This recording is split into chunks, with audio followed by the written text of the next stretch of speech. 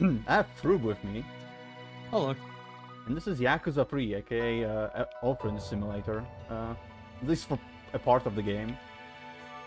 Yeah, I guess we should go.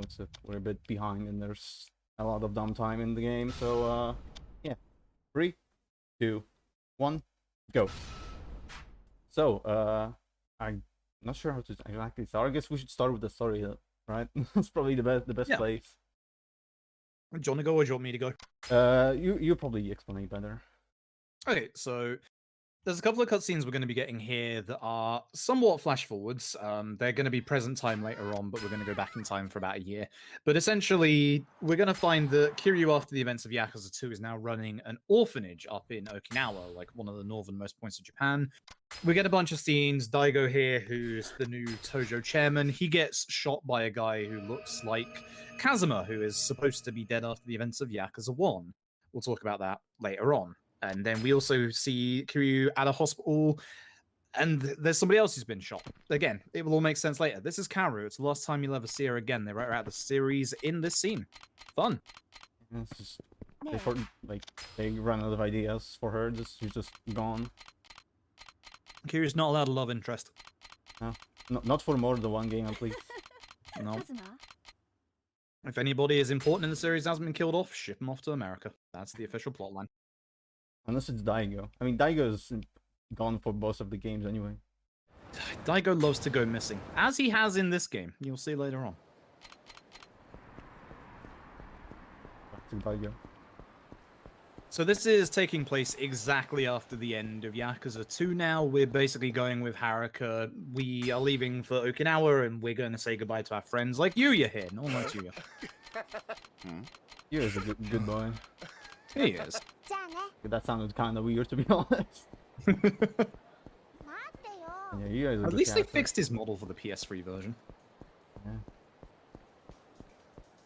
Hey, I guess I should mention that I keep the camera down to not have a lot of pedestrians like in the 3D GTAs, because the remastered versions of Yakuza 3, 4, and 5 like really high pedestrian density. Yes, and we don't have any way of dealing with fight spawns in 3, 4, and 5, unlike the newer games. So that can cause some problems later on that hopefully we won't see. It'd be nice if my team wasn't dying. What the hell? What's that? Okay. So yeah, first tutorial is introduces you to the basic combat of Yakuza 3. It's kind of different compared to the other games. Just enemies like to block, and probably one of the main reasons for me to like this game. Yeah, one of the big things that you've seen Hoxi do there, that you'll see quite a bit in this run as well, is bouncing the enemies off the walls. This isn't the first Yakuza on PS3, that was the Japan-only Kenzan, but with Yakuza 3, you can't actually hit enemies on the ground with normal attacks. That gets brought back in Yakuza 4, thankfully. So a lot of your extra damage comes from what the game likes to call bounding, which is bouncing the enemies off of walls.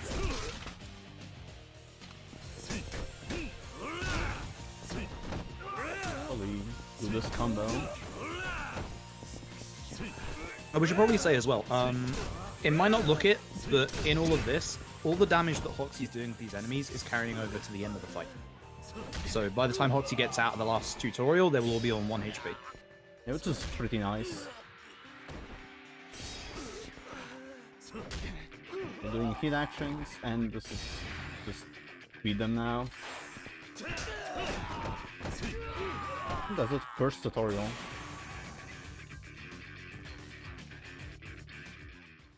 For some reason, give you an option to redo it, but why would you? Gotta make sure you know how to hit enemies into the wall. Yeah. This is not like Yakuza 1 where they force you to do every combo multiple times. Oh my god. And yet that's still a better set of tutorials than Kiwami's. Yeah. Just get the ring back. Haha, what a fun run. Yeah, we're just saying goodbye to all the old friends, and this is Kazuki, the owner of Stardust, which is a host club in Camera know, Show. thank you. It's been like a fairly important place in the lore throughout the whole series. We're saying goodbye, but we do actually see them again in like 20 to 30 minutes time. Yeah. We also have like sub-stories to do with them. But we need somebody to helm the ship of the Tojo while we're away, and we need someone to look after Daigo, which means there's only one person we can turn to. It's your boy Majima. At first, the guys who just beat up, they're back with backup, which you can probably guess is gonna be another part of the tutorial. For some reason, like, repeats parts of the old one, like not the one, previous one, I guess. Plus, again, I don't know. And it asks you to do it more times as well, which is the really bizarre thing. I don't know. Gotta really make sure you know how to hit enemies with your strong attack. Like, give me that free hit combo. Don't taunt me. Oh my. This is frustrating because you're basically at the whim of the enemies actually attacking you here, and as you can see, a taunt is actually really rare. Double hit is nice, but the taunt is rare. Yeah. I'm gonna quick step into this corner here, so they like line up here, so it's easier to do the next part of the tutorial. This guy, whenever it works, I guess.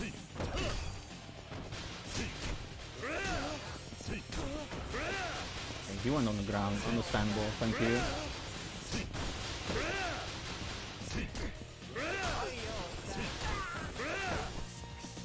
Please stop doing this when I'm not close to walls, it's not gonna work, I don't know why I keep trying. This tutorial is actually a really good showing for most people. You'd know that if you were doing these combos in pretty much any other Yakuza game, they would connect, but Yakuza free. I'll do this, kinda bad, but we have a better idea how to handle this. They're just all spread out. I guess we should mention as well, Yakuza 3 speedrun is essentially two different halves. And for the first half of the game, there's going to be a lot of interesting boss strategies that go on. And for the last third of the game, you'll see. Yeah. One of the main reasons why I even submitted this game to GTAMarathon. Yeah, the guy that in the suit is like a more high-ranking member of the Yakuza, like the Kazuma family that Kiri was in. He was the only one that actually recognized who Kiri is, and made the guys that attacked us apologize. Oh, that fight spawn behind you. I didn't even notice. Yeah, he was just looking around as soon as you came out. So yeah, you can get random fight spawns here as you come out of the tutorial, which you have to react to. It's kind of weird they shouldn't ever get into a fight with you, but it's like, why do they have fight spawns here of all places? It's looking here. And here's Majima. Everyone loves Majima.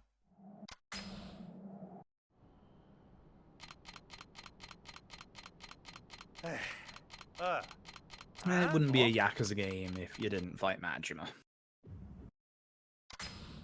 It's actually one of the harder fights in the one. Yeah, it's really hard to actually like do like really fast.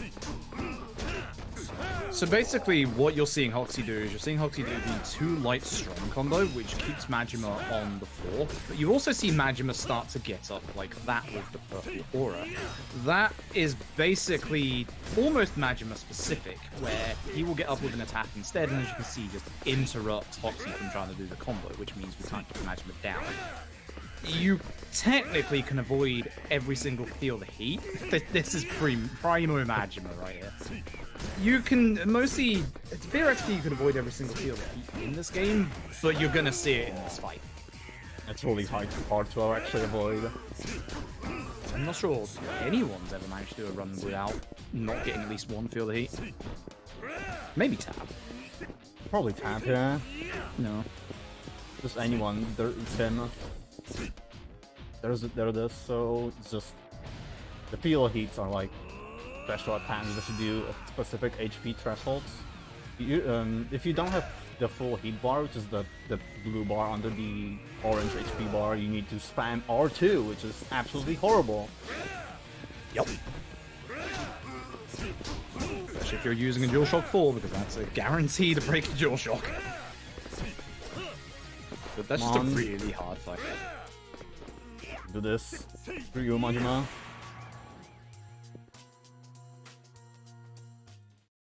There's only one thing you can really do in that fight. At certain points, if you grab Majima, he'll actually break off of the grab and then start laughing.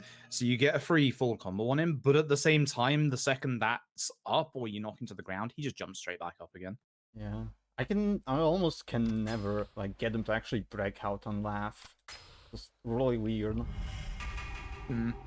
What we can do for like some bosses is we can grab like the boss themselves and throw them to the ground again to try and keep this almost infinite combo going. Yeah. Hopefully you won't see that. Usually, unfortunately, because there's one boss in particular that's going to be coming up later on that's a pain. There, orphanage stuff, aka massive pillar. Yeah, this is like, I think it's like a year in the future at this point, so we're now what we would call, quotation marks, present day. And basically, this is one of the kids, Izumi. She's being bullied at school because she's in an orphanage and doesn't have parents, and, you know, it's a feel-good moment. Everyone's happy. Yeah.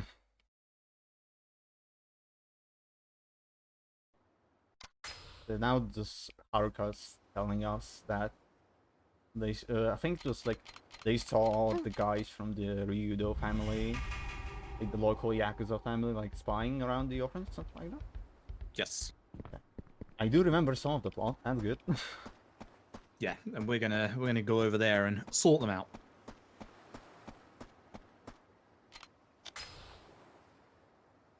So the game now introduces us to the second city that you can roam around in, like in addition to Kamurocho.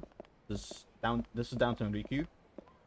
Well, in Okinawa, as was already mentioned, it's just pretty good actually. It's like really colorful compared to Kamurocho, which is really gray. Yeah, less neon signs and more just kind of nice place. Yeah. Oh, that's a fight spawn. Oh my god. Ooh. So again, we can have a couple of really nasty fight spawns here. One can appear in front of the story trigger. It's just kind of annoying. Yeah, if you can't get there quick enough, that's the end of your run already, which is frustrating.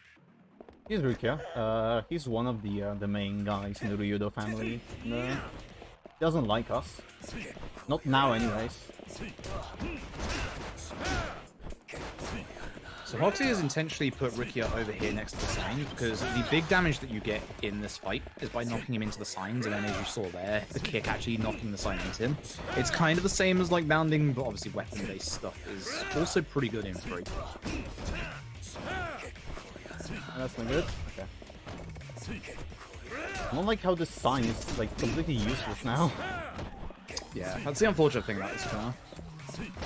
But you'll also see, as you saw there, Roxy will sometimes do a light strong combo to stop the boss from getting up. This is going to stop Rukia from going to feel the heat. That was decent, I guess. Yeah, good fight. Didn't see the feel the heat. Good sign already.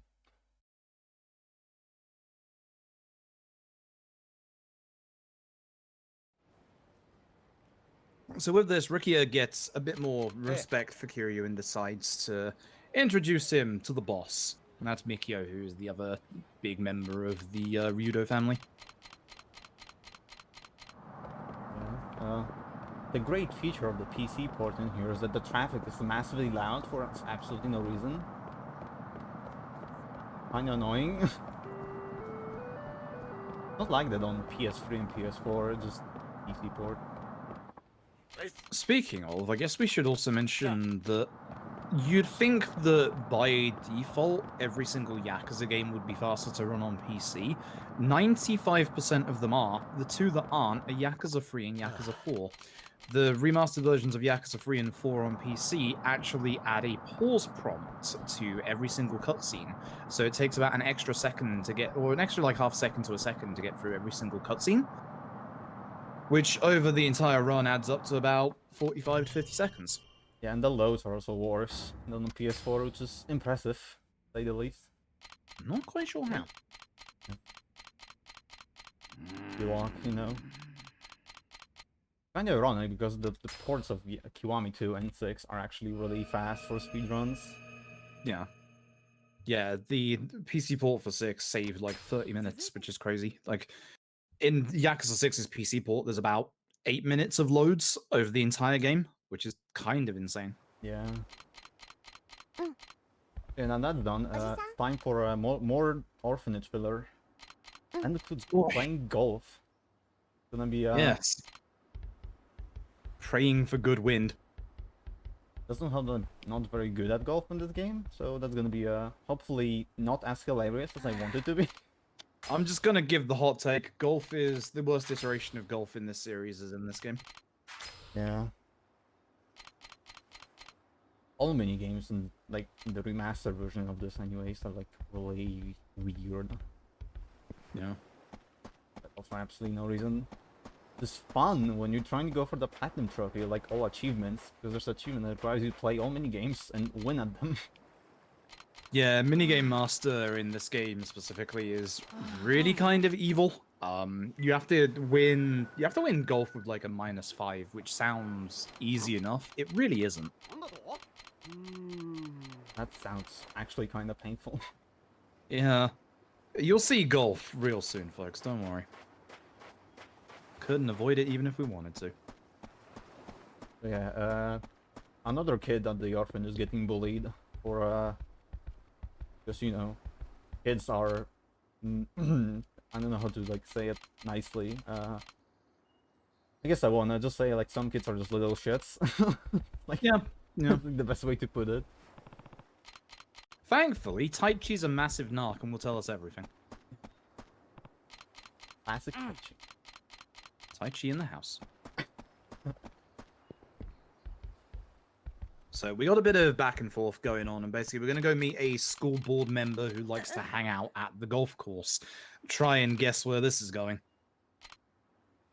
All the roads lead to golf. And the plot lines, I guess, or plot points.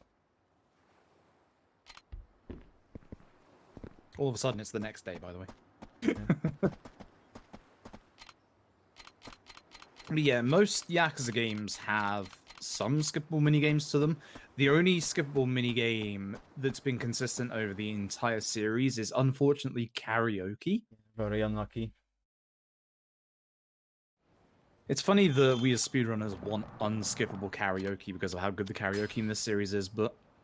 Yeah, it's really good. You got the taste of the karaoke in this game on the intermission screen. Some hand-picked tracks by me. Fairly certain this was the first game in the series to have karaoke. Yeah, I'm pretty sure, yeah.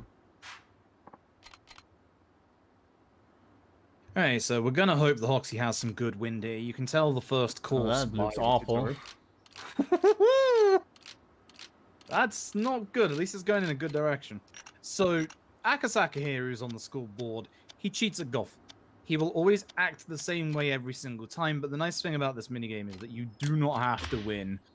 You just need to end it first. Let's see. Well, that's a bit off. A bit, okay, no. Whoops. How did that go there? Okay, whatever. This is good enough. This win, it's like really hard to actually hit something properly. Look at this. Just... It's awful. Going this way, so I guess I should do this. Am I crazy, or is the wind changing direction every time? When Akasaka took his second go, the wind was pointing behind him, despite the fact that he was still going towards the hole. Double bogey. Oh my god. That's just... What the? Possible ice flare. Wind change direction. I'm gonna look at that later. That's weird. Maybe I'm just insane. I probably am. It's hard to not go insane playing golf in Yakuza 3, let's be honest here. True. Be good. Whatever, good enough. Also, we should probably mention, you don't actually want to get a hole-in-one. That sounds really weird, but a hole-in-one will actually cost you time because you do this like special animation that takes even longer, and you see a couple of replays of you like putting it in. So ideally, you want 2 or above. Yeah. This golf is absolutely horrible, but okay. Just get out of here. Last hole. Akasaka on the last hole, his AI will absolutely collapse every single time he will bogey this hole. Again, it doesn't matter if you... Oh, some nice wind for once, at least. It doesn't matter if, like, if you... Again, it doesn't matter if you win or lose, but his AI just breaks it. Yeah, it's like weird.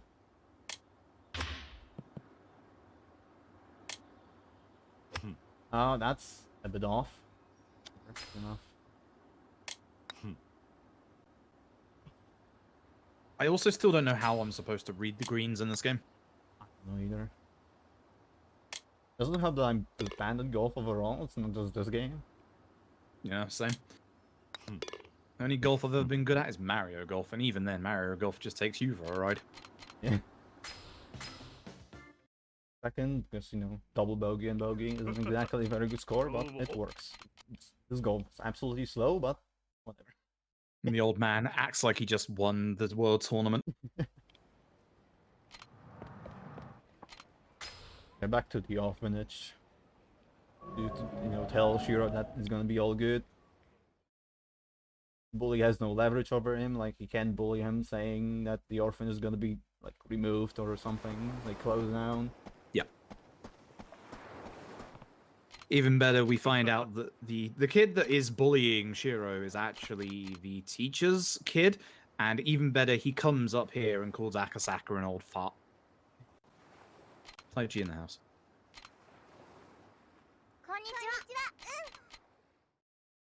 And Shiro has been in a fight. Just comes up all bruised up. We're all proud of him. Good lad. Usually the old fart scene. Or line, I guess. That's probably the better word to use. Whatever, you old fart.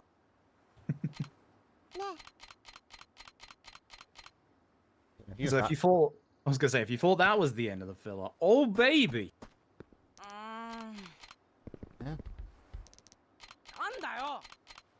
Yeah, Taichi is angry because Ayako owes him money and she doesn't like have money to pay him back, even though she had the money and she's saying that someone stole it. So yeah, time for Kazuma Kiri the detective. If you're wondering about these amazing running and walking animations, by the way, this is prime 2009 walking animations. Early PS3.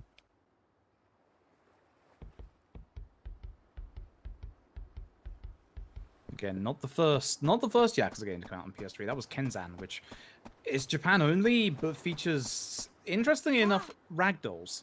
Yeah, it's way like, before the Dragon Engine. Yeah, it's like, the ragdolls aren't exactly as bouncy as in the Dragon Engine, but you know, they're there.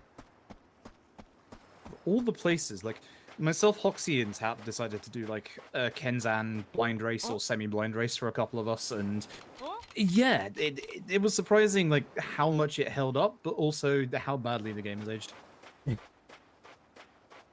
People, oh my goodness, the finale that never ends and has the most anticlimactic boss fight in history. Most people struggle when they go from, because most people now play the series in numerical order, so 0, K1, K2, 3, 4, 5, 6, LAD. That has people struggling a little bit because the jump from K2, which is on the newest engine, to this game can feel a little rough. Yeah, the difference is massive. Also, speaking of Yakuza games, there's the Golden Week sale, celebrating all games from Japan on Steam, and Yakuza 0 is $5 right now, so if you want to buy it now. You should as well, it's one of the best Yakuza games. Yeah.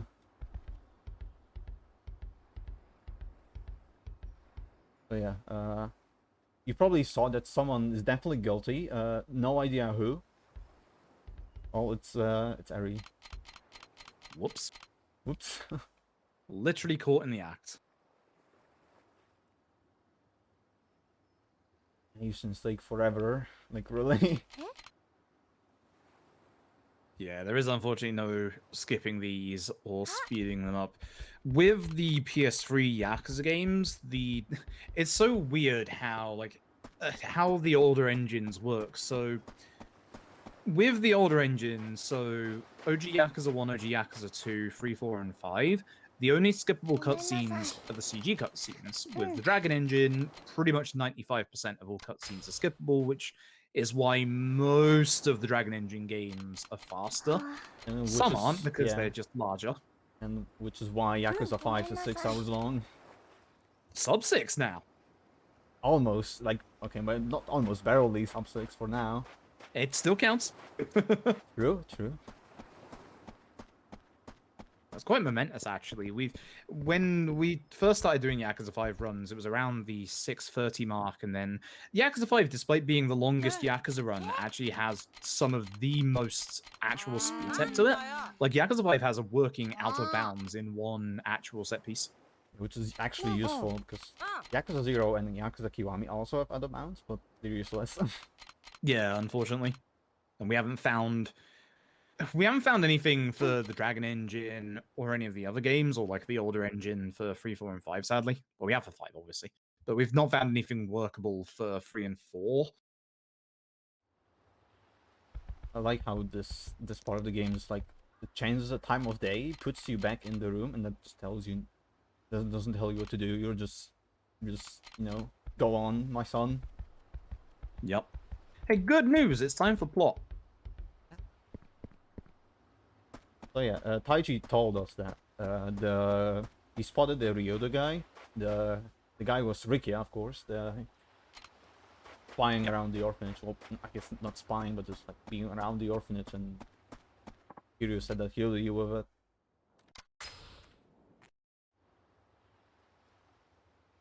Furious. The man in his flower shirt. Yeah. So basically, his patriarch, Nakahara, he has an adopted daughter named Saki, who is mute after traumatic events in her past. She's gone missing, and her abusive mother has apparently been spotted in town. And so we're going to go and see Nakahara and make sure he's alright. By the way, are you doing fish route or are you doing sword route for the next chapter? Sword route. Faster, Nice. so.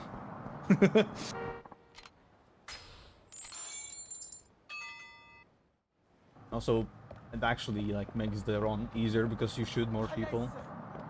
True.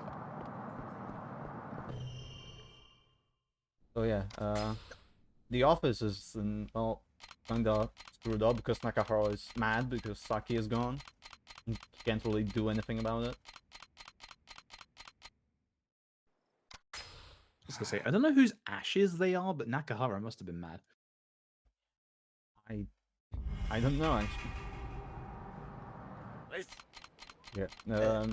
Rikia said that I think it was Saki's mother was spotted in Hatsumachi, which is the turf of the Tamashiro family, which is the rival family. You know, the bad guys. Yeah, they're like a bigger outfit rather than the RYUDO, which is just basically a three-man band.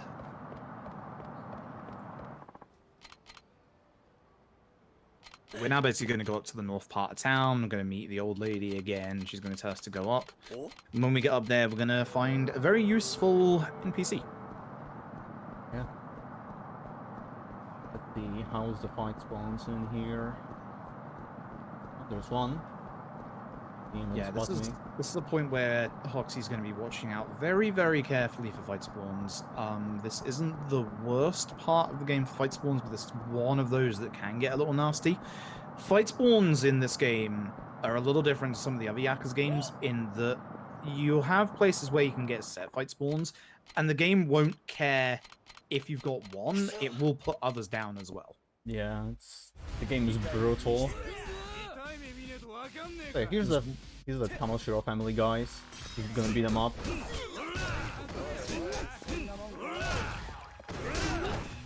I guess we should mention the text skipping is actually done by holding R1 plus X. You don't have to tap it, thankfully. Yeah. Oh, not these anyways. There's you need to tap for phone calls. Any voiced conversation has to be tapped because it's quicker than the just text boxes. Which this game doesn't have too many of those. Yakuza 4 does. And it stacks them in like 2 chapters, which is annoying. So yeah, these guys are gonna tell us where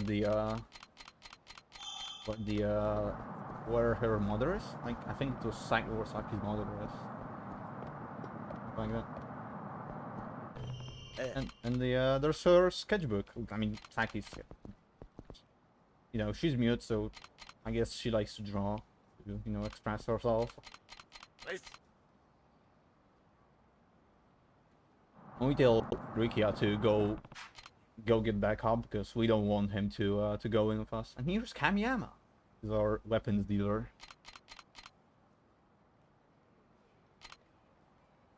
Good old Kamiyama. Kamiyama's about to give us a gift, which is one of the worst weapons in the game, but actually has a use in the speedrun. It's surprising that actually the worst weapon in the whole game actually gets used. It's only because of its Beats move, to be honest. Pretty much.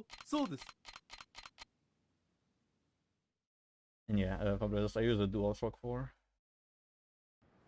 Like, I think almost everyone in the community.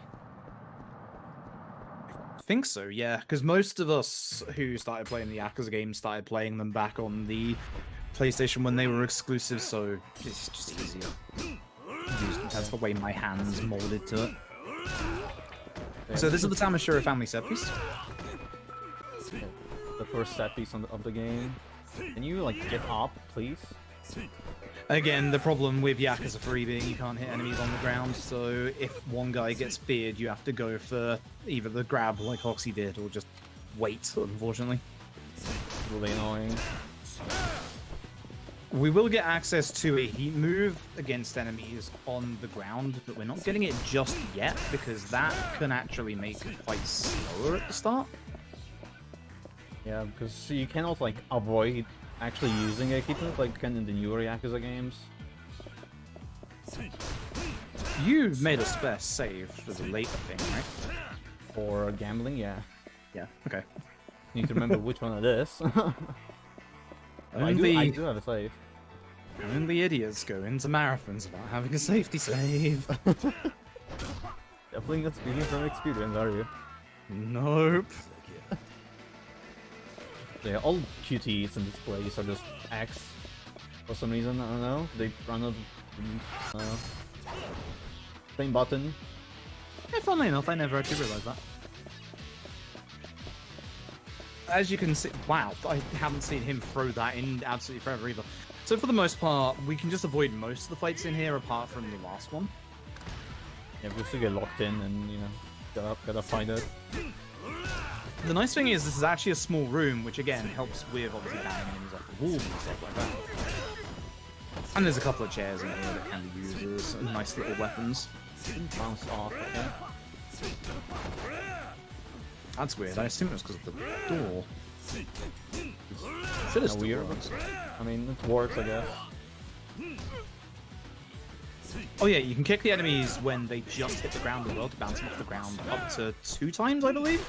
Yeah, something like that. It's not like that much damage, but for some fights where we just don't have enough damage to fully finish the fight, that can be slightly useful, but it is hard to hit. It's one of those again where if you don't get it like almost instantly, you will not hit them. Yeah. And this is the hardest fight of the game, in my opinion. Yeah, it's really hard to actually do fast. So yeah, first thing I do is just what everyone does. This is, you know, just try and just buy all the tech level ups that are available.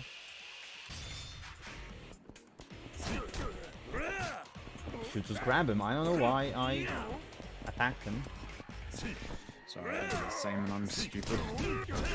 So what Hoxi's trying to do here, because this is really hard, this corner has a safe and a plant. This is the best corner for Tamashiro to be in, because you can actually get him to almost flip continually instead of bound off the wall. This is one fight where you do not want him to actually do the bounding stuff. And Tamashiro has 2 phases, so at one point, he's gonna, if he's allowed up, he is going to get out a second dagger and go into his heat phase, which is going to give him extra defense, blah, blah, blah. You know the drill if you ever played the Yakuza game. So we're trying to let that not happen. If he gets that phase and then gets up a second time, he is going to, that's a good combo right there. He's going to then get a Feel the Heat move, or just a normal QT and then the Feel the Heat move. But we're basically trying to stop him from getting his Feel the Heat. You can do it in this corner as well, but it's hard. Yeah, it's a bit harder. Oh, there's the second phase.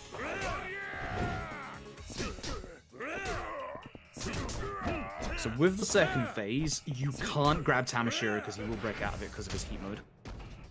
The QT. A lot of the boss fights have QTs. Yeah, we intentionally failed that one if it comes up because it's only a second long. It's really hard to not get to feel the heat in this fight. That's why it's probably, in my opinion, one of the hardest fights in the run.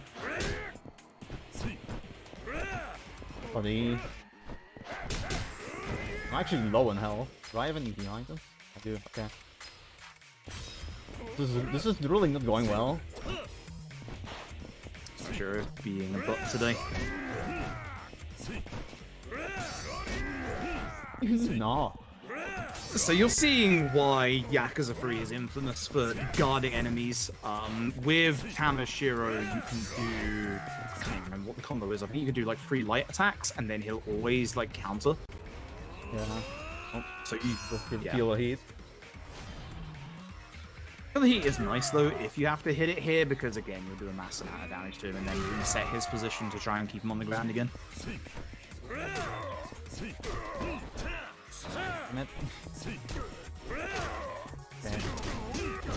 Got to oh, the tail random. I remember that's actually really good. Like again, that's a good example of like how much extra damage you get from using weapons and like furniture and stuff like that in your combos. We had Kura at one point try and implement those tables into the fight to do extra damage, but it's so finicky and hard to do that it hits Amateur in the corner. Also, there's Daigo. Yeah, Daigo just shows up out of nowhere. And then gets shot. Yeah, classic Daigo. So the scenes at the very beginning of the game where you saw Kiryu running the hospital led up to this point. We get a phone call from Kashiwagi, who's one of the lieutenants of the Tojo back in Kamurocho, saying that Daigo got shot by somebody who looks like Kazuma, and Nakahara has also been shot, and Saki drew a sketch of the person who got shot, and it is the very same guy who looks like the dead Kazuma. That cutscene that Tap always forgets is a skippable cutscene. I mean, I can see why. There's like a static camera angle, so I can see why he gets confused. It looks in-game. Yeah. So yeah, because of all that stuff that's happening, you know, it's Kiryu's gotta go to Kamurocho. I hope you're ready for a little bit more filler. Yeah. But thankfully in this filler, we're actually going to do a little bit of window shopping on some of the trips to help us out for the run coming up. You're going to get to see an early look at what the last third of the run is going to be. Yeah, there's still a couple of hard fights coming up, but Tamashiro is genuinely one of the hardest fights in this run. It's a genuinely big reset point. Yeah, there's a dog. Everyone loves dogs, right? So yeah, Izumi wants that dog because it reminds her of the dog she had, called Mame. It was just called Rex in the original English version of Yakuza 3. I was about to make a joke like that, gosh darn it. Yeah, the original translation of Yakuza 3 is something else. Yeah, not great in places, let's just put it that way. Couple of slurs used, which is a bit yikes. Thankfully, the actual series these days has phenomenal localization. For example, all the more recent Yakuza games and spin-off Judgment have, not only do they have an English dub as well as the Japanese dub, but they have 2 separate localized tracks, one for both the dub and the sub. Yeah, it's great how much effort is put into it, because it's also like it's really high quality. Yeah, you literally would not get that with pretty much any other JRPG. It's fantastic. So fun fact, that guy on the bridge, we used to actually speak to him. He used to unlock a side story where we were supposed to buy back this fish with some money, which instead we would take and use to illegally gamble, but we do things a little differently now. Yeah, thankfully, because that was like a massive detour, and it included going into the indoor market, was like a hotspot for find spawns. One of the worst places, alongside the three people that Hoxi just walked past as well as a sub story. You have to avoid that. Hoxi just walked past one of the potential nastiest spots for fight spawns in the run. You have to go down the road here to catch up to Mame. You can have 2 fight spawns on either side of the street, and it is literally impossible to get past both of them. Yeah. It's rare, but I think it's happened to literally every runner. If you do enough runs of this, you will get it at some point. Yeah, I still haven't reached that amount of runs yet. It will happen. Yeah, it does, unfortunately. So, with the chase system, what you're supposed to be able to do is, with most of the chase system, you're supposed to be able to catch up to your target and kind of tackle them to take them to the ground. But obviously, the Kiryu's not going to hurt a dog, so the dog will always run faster than you. You'll see that Hoxi's like cutting corners here to make the dog also run a bit faster. Yeah, Kiryu has to come up with something to get the dog to come with us. We're going with Bones, obviously.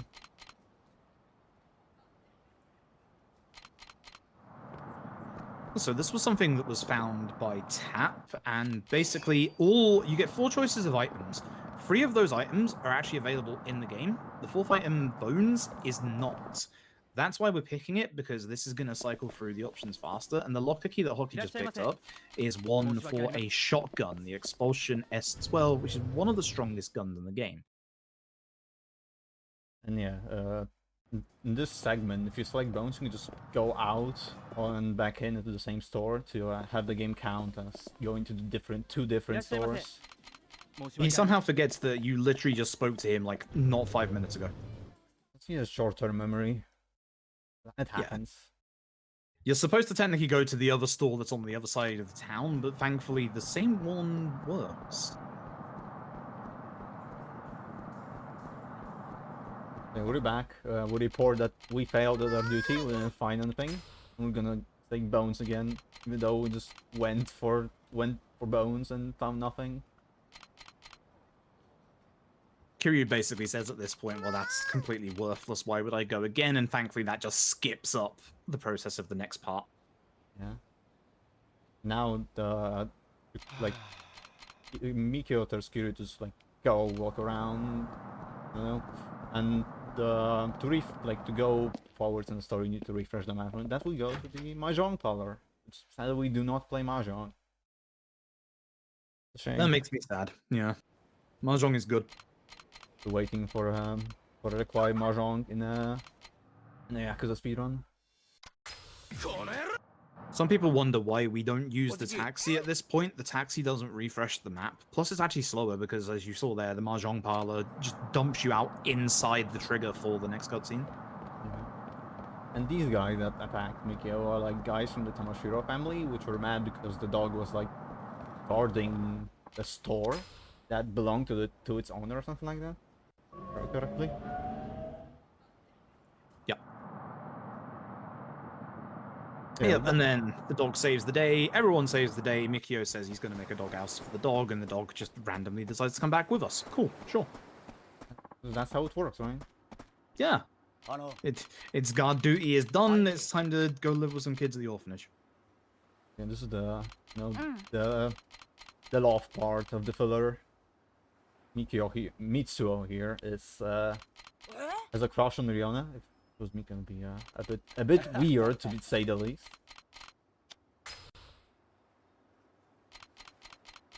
So Rikia wants a fashion contest to make Mikio, not Mikio, Mitsuo. Why do I keep saying Mikio? Oh god, if it's Mikio, that's a little creepy. Wants to make Mitsuo look cooler. So, yeah. The 2 people in the floral shirt are the ones that are going to go for a fashion contest. Can't go wrong. That's a fight. I don't like that. Ugh. So in this part, what Hoxi's going to do instead, I mentioned earlier about the old strat. This is the new strat. For ages, both me and Tap, when we were routing this, tried to route in a couple of different things to make money. I used to route in the SWAT body armor to the right when we had to run to the marketplace. But then Kuro came along and said, why aren't you guys selling the sword that's 20k more money than the method you're using? And we were all like, I don't know. Yeah, just you just sometimes need a different person to look at the route, figure like faster stuff. Ooh, that fight's one. Ooh. That was really close. I was kind of worried that would catch me. Yeah, and getting that sword basically saves us from going into the market. It saves us like a good 45 seconds to a minute. And that's without fight spawns. Yeah. But now we don't get the story about having to sell the fish for illegal money, for illegal gambling, for illegal guns. And to be like that. Either way, this is the outfit that Hoxi chose for Mitsuo. Look fabulous. There we go. Cosplay of your average GTAMarathon enjoyer.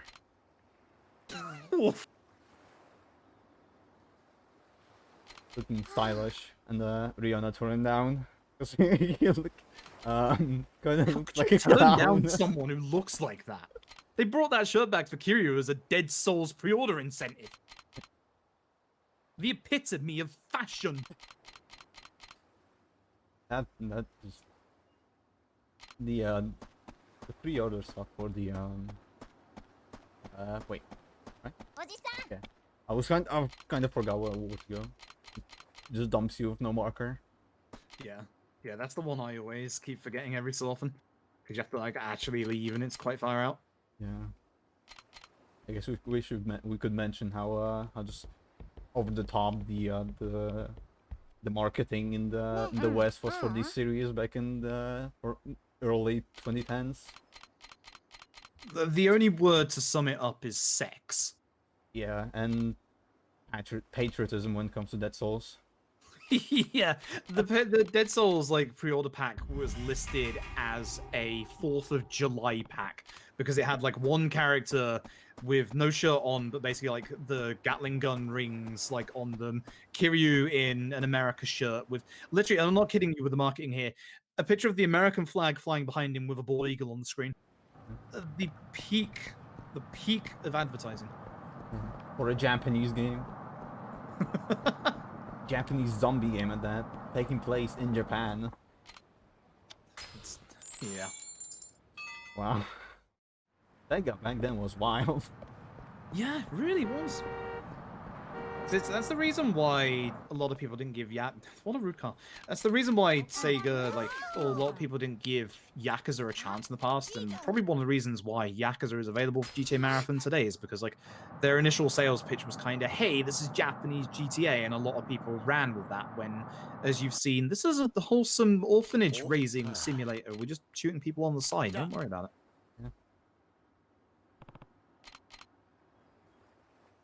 Yeah, time for baseball. If you thought unskippable golf was fun, there's actually speed tech to the baseball though. Other than golf, just don't be bad, which, good luck with that. Actually, the opposite for baseball, do be bad. Yeah. But this is Koji's story. Koji likes baseball, which is weird because that's Mitsuo's story. It's the 6 spoilers. Actually, me mentioning which game is that makes it exploits it even more. Yeah, I'm sure Mitsuo's baseball stuff is explained in this one. Because, because that's the reason why Kiryu asks about it in 6. It's explained in this one somewhere. Somewhere, I just don't remember. It's possibly a sub-story. Also, keep your eyes on Taichi in this next scene, because Taichi turns into a little goblin here. Seriously, I'm not joking, you'll see. I don't know what this face is. What are you doing, Taichi? Just Taichi. So yeah, the speed tech here is to hit the ball into the ground, not hit a home run, because there's a long unskippable cutscene if you do that.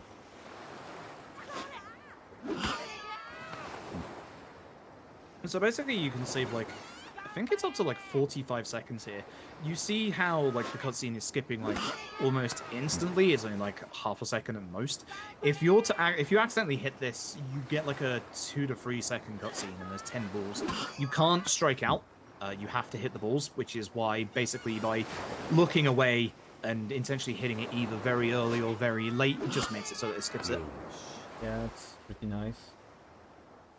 Although if you're like, your timing is too good and it's like you can't adjust to bad timing, you just hit the home run every time. I had that when I started running this. I have that whenever I come back to this. It's exactly the same. Yeah. Playing that on purpose is actually hard. And then after a while, Manny comes in and tries to get the ball. I mean, it's a dog, you know, it's doing dog stuff. He's a good boy. I almost missed that ball because I was looking at chat. That's the trouble with this bit, is it is very easy just to get distracted because it's basically like the big part of the filler. But this is the last part of the filler. We're gonna let the story after the actually. Yeah. Oh, that kind of. Okay, nice. There you go. You get to see the full cutscene. We're just showing it off in the marathon. Purpose.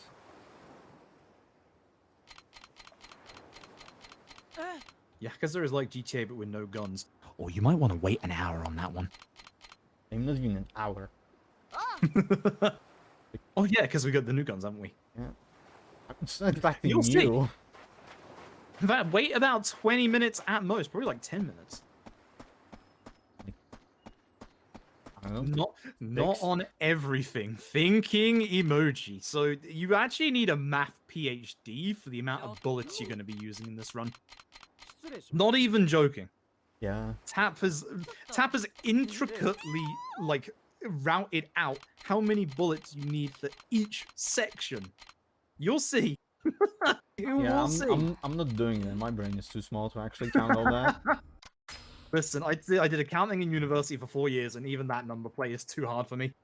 Yeah. How are you supposed to know use all bullets in gun down to 4, then stop using gun? More bullets, use gun. Yeah, I'm a super simple person. I see gun, I use gun. I was gonna make a rude joke. I was gonna say, isn't that just every GTA run? That's true. You're not wrong. Thank you for having us, GTA Marathon. Do appreciate it.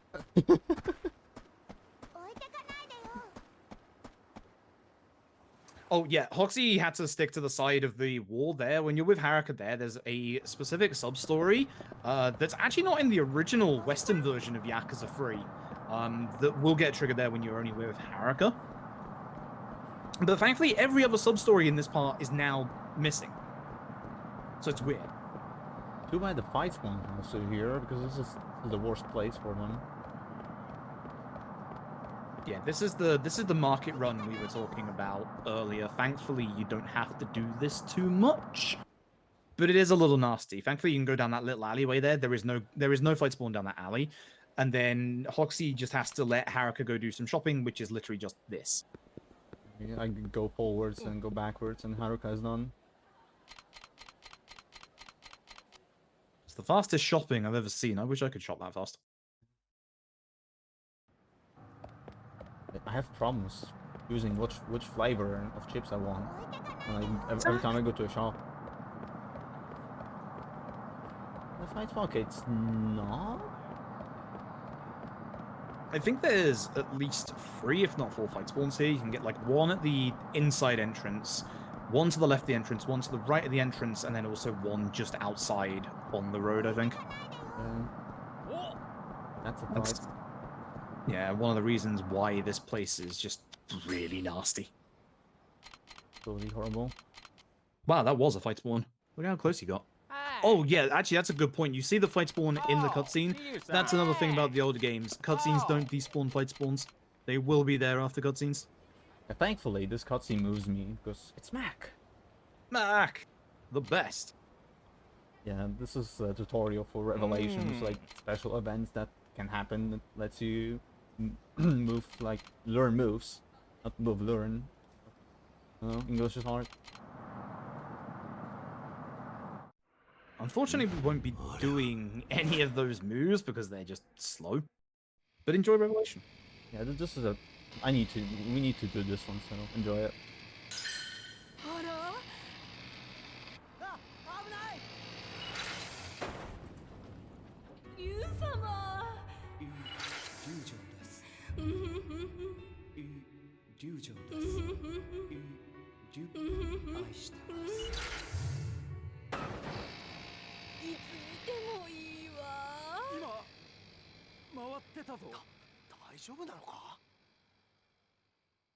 Oh yeah, that was a thing.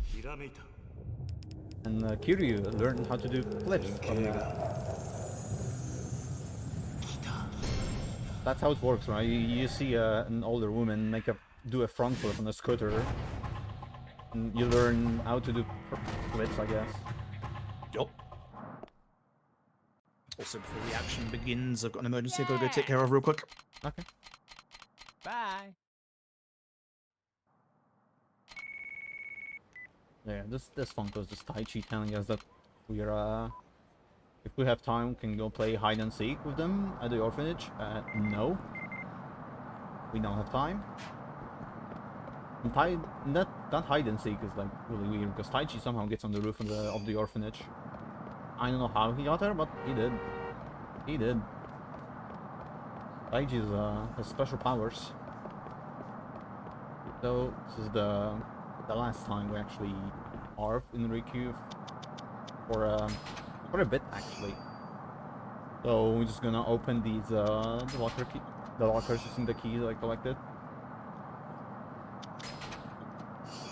You can probably guess from the contents of them that there'll be some gambling and some shooting.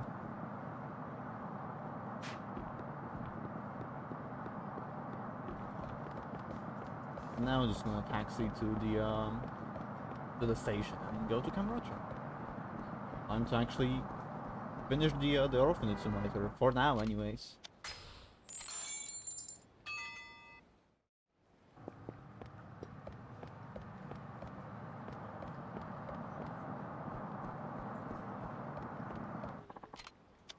We get the guns? Yeah. Heck yeah. I did not forget them, thankfully. That'd be kind of embarrassing if I did. Sorry, I've definitely forgotten them in the past. Very embarrassing, very slow. We'd have to do very old strats. Well, very old, I don't even know. They would just... It was the exact same, just 2 lights into a strong and continually try to keep the boss down, which, yeah. So, a whole bunch of plot exposition you are... Well, you're not seeing it, but you're getting introduced to all the antagonists of the game. Hamazaki, Kanda, and Mine. Essentially, they're the ones who are the hotshots in the Tojo. Some of them are up to no good. Here's Hasabe. He's, I think he's the captain of the Nishiyama family, and he was supplied by Stardust. And Yu Akazuki ain't having it. Nishiki family still around, now helmed by Kanda. Comes with a banger fight music.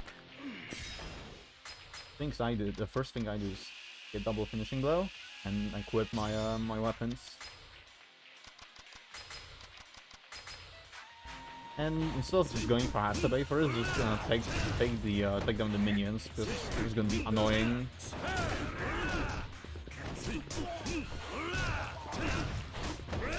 So the triple light strong combo, as you can see, or double strong combo, is enough to be able to take care of the enemies. If Hoxi's missing a hit and combo, Hoxi will follow that up with a 4th light instead to control the RYUDO now. And obviously, thankfully, Yuya and Kazuki are actually helping out as well, dealing with some of the enemies. Outgone. Say hello to your exclusive peek at what the last third of this speedrun is going to be like. Gonna be a lot of guns.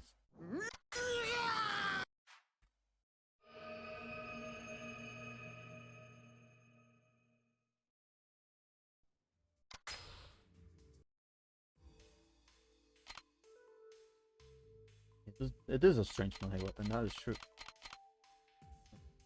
Kind of fire, so it's not exactly a melee weapon, but...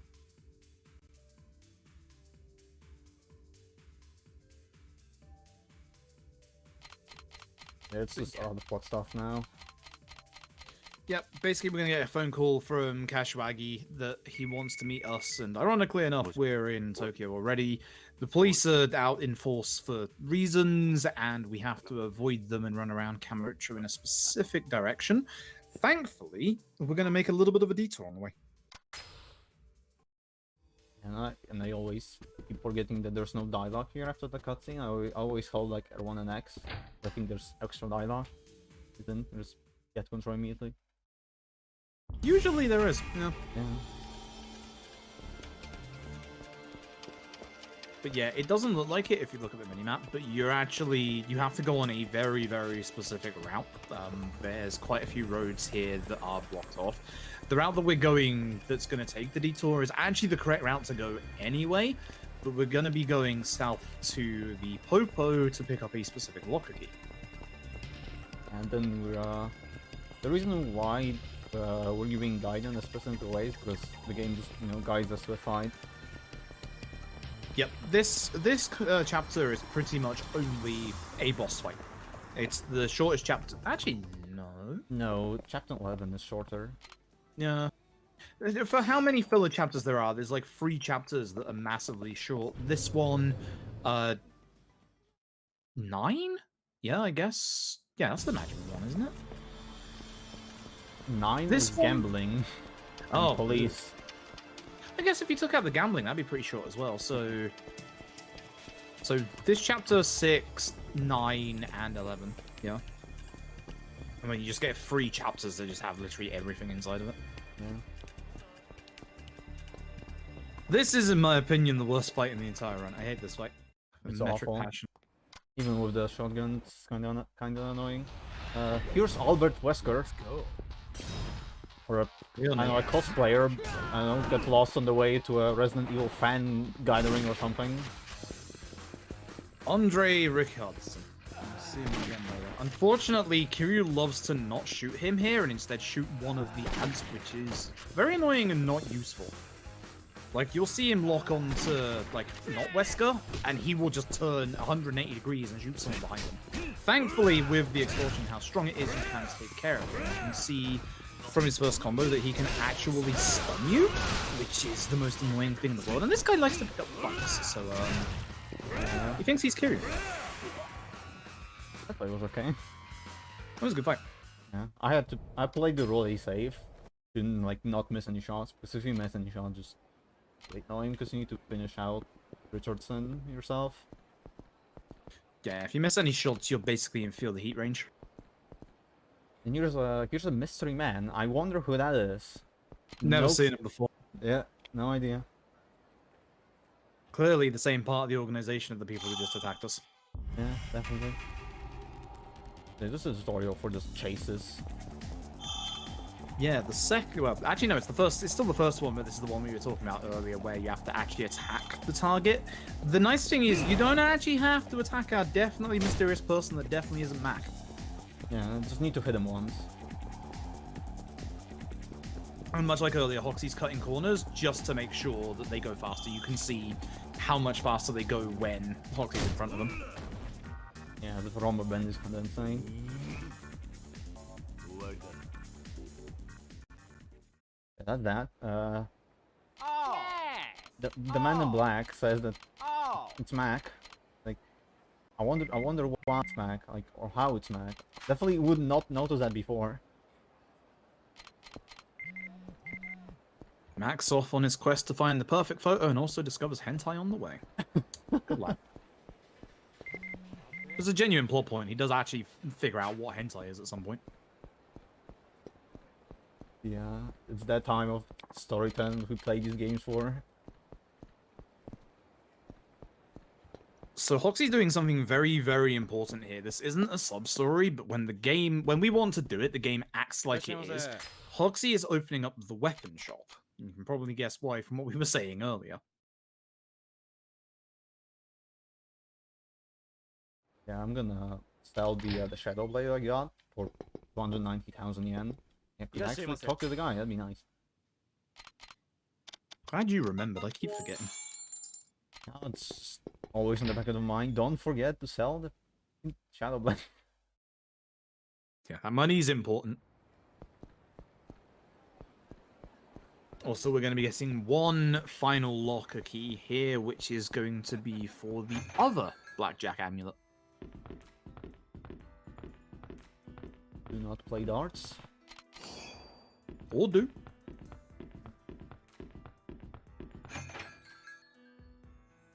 Darts are okay. Actually, no, darts are not nice in this game. Especially, I mean, not on the remaster because they're sped up. I had a suspicion. People called me crazy when I said that. I mean, I think darts are sped up. That pool is definitely like screwed up. Oh, 100%. Which is also why the minigame master trophy that we were talking about is even harder. Yeah. Not just because the re-inclusion of Mahjong and Shogi that weren't in the original.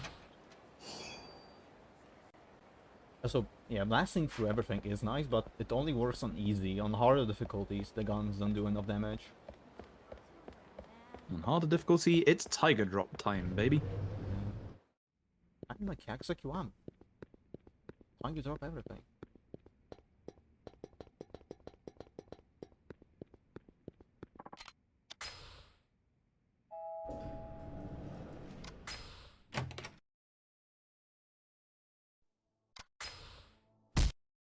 Yeah, here's Kanda hitting a chair. You'll be seeing Kanda up close, unfortunately, real soon. Yeah, here's Kashiwagi. It's a lot of plot stuff. And something interesting happens.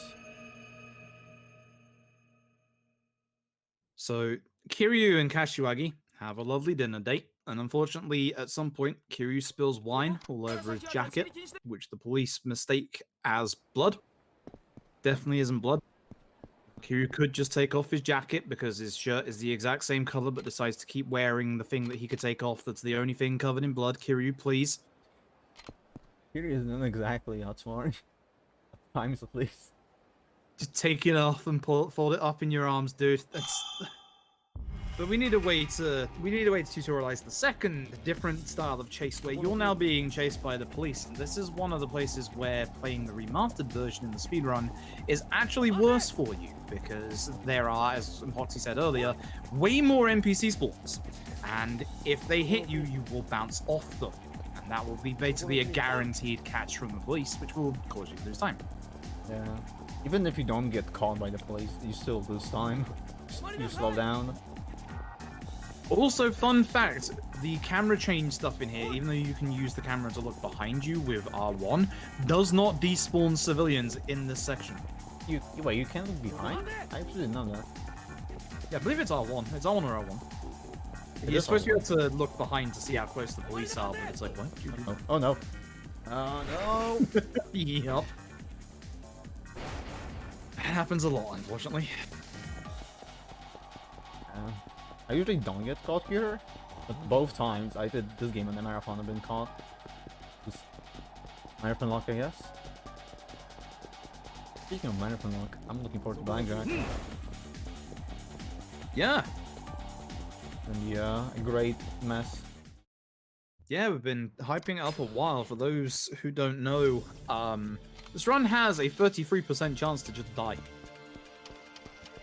Yeah. Better Who's than that Yakuza before. Date is ex-cop, and he's just gonna like escort us so the cops don't actually bother us. Yeah, unfortunately, despite the fact that we know exactly where we're supposed to be going, you have to follow him.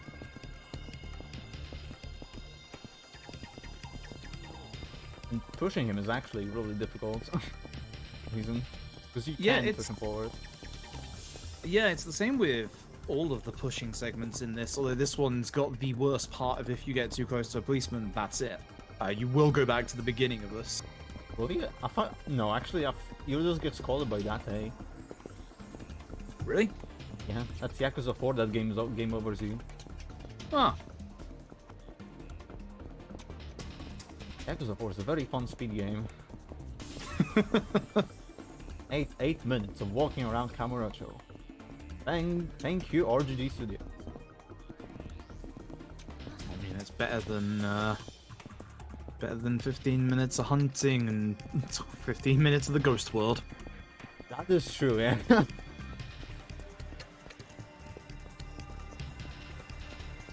Always the same character that gets the worst part of the game. One day we'll get a playable Saejima section that is not terrible. Yeah, one day.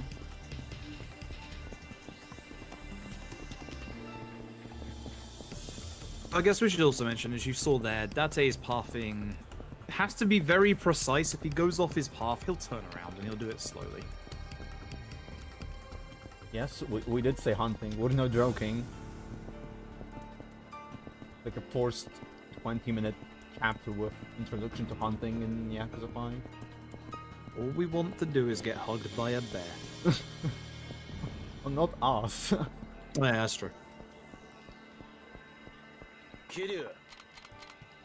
So yeah, we're ending up in Serena because, of course, where else?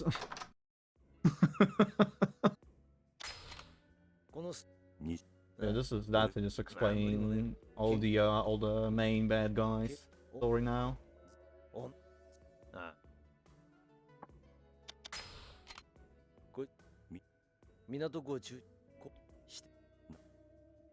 This part is fun because you need to spam X because this is voiced.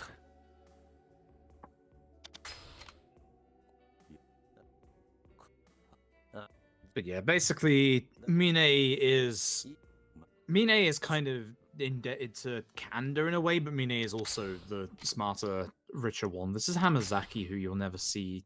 Well, you will see him like one more time in this run, but funnily enough, Hamazaki is the only big bad in this that you don't actually fight, but you can fight him. He's a hidden fight in the game.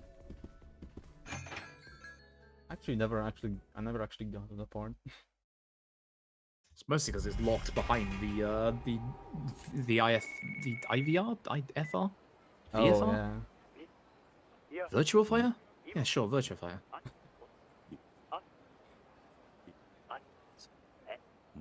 Rikia, we went to Kamurocho without Rikia because we don't want him to get hurt here, but Rikia's came here on his own. It's Rikia.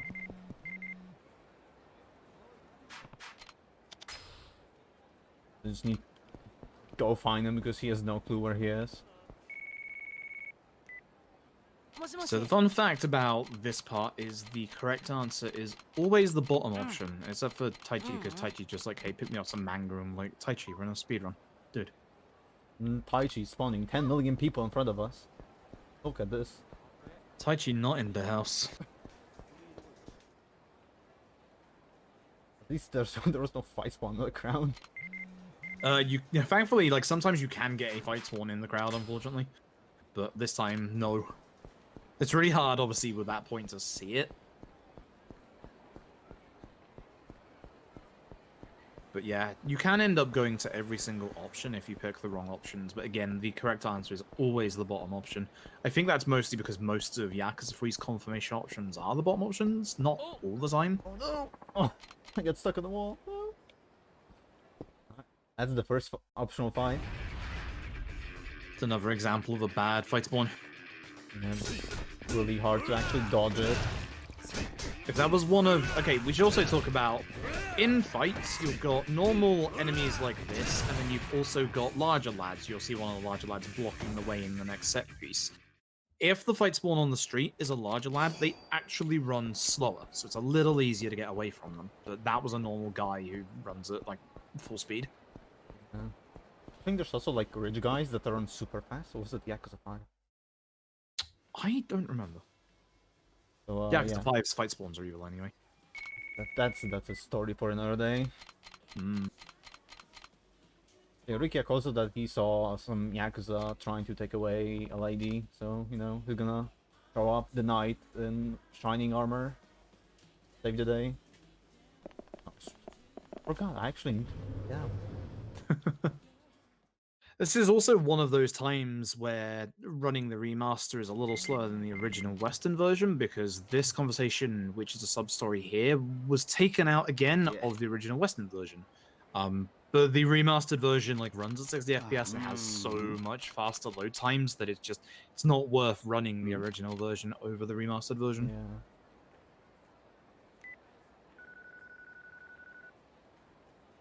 I would like try to say what's going on in this sub-story, but I actually don't know. I've never done this sub-story. It's a throwback to Yakuza 1, to Peace Finance and Hirata, who I know very well after the last couple of days. Favorite My character. best friend. Yeah. Just needs to drop the golf club, that's all. All roads lead back to golf.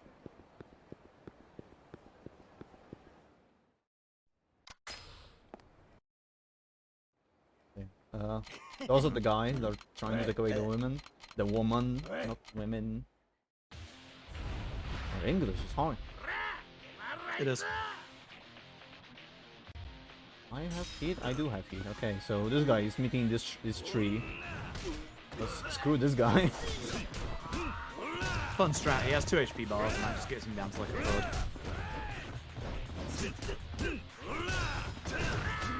Oh. Okay, nice attack. Go away, please. This guy's angry. Oh, that was okay-ish, I guess. Yeah, it was decent.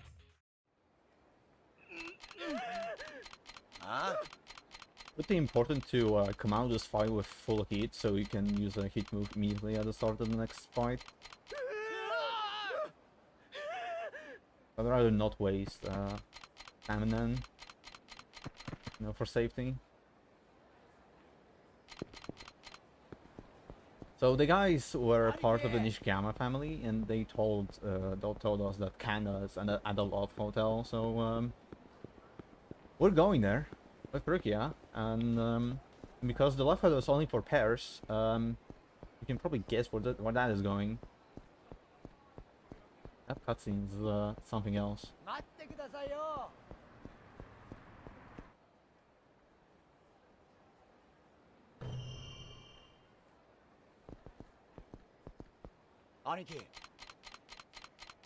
Yeah, we're going in.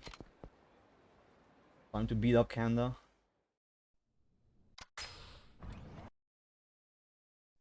Which actually, fun fact, Rukia and Kanda's VAs voiced 2 other characters in Yakuza 6. Yeah, keep with this guy because he has, you know, more HP than the rest. Oh, that's Rukia. Why am I aiming at Rukia? Understandable. Okay, this is a mess. Please die.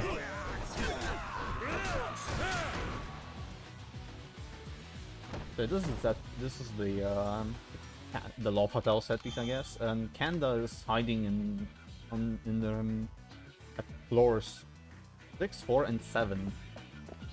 So just, you know, gotta go find him. Floor 6 is the 4th door on the right.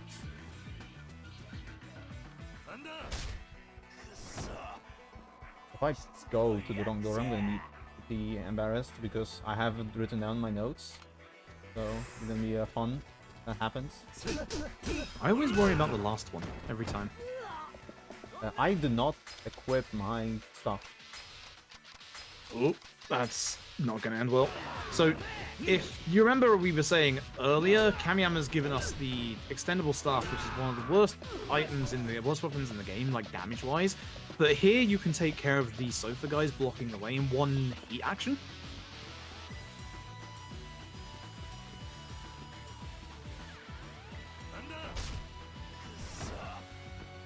And just going to door and just running away constantly because fun game mechanic, I guess.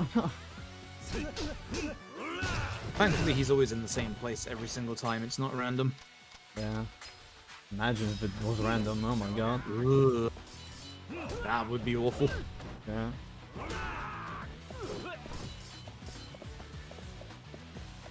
And last floor. Then we go to a boss fight with Kanda himself. It's another one of those boss fights that's kind of hard, and I think this is actually the last... Yeah, I think this is the last boss fight we take somewhat normally. Yeah. Not that normally, I guess, but... I mean, you do shoot him. Yeah. I guess the Majima one is the last one you do kind of normally. For the first phase, I want to get them into the furniture in the corner. Going the absolutely wrong way. Yeah, trying to get him over here. It's really awkward. At one point, Kanda's gonna get like an insane amount of hyper armor, and he just won't flinch. Yeah. Fun fact. He's going for the other furniture, so that's fun. You know what? For safety, I'm just gonna go for this item. Yeah. I'm getting bullied. That's also the use of one of the upgrades we get, the Kanaki knockback reflexes, which allows us to just get back up instantly, provided we don't get hit into a wall. Yeah. So yeah, kinda strong. Just tiny bit.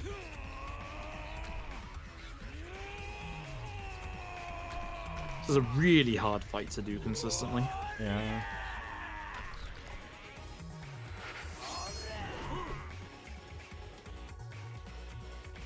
I'm gonna grab this healing item here, and that's the wrong weapon. Oh my god! Imagine remembering where you put your stuff.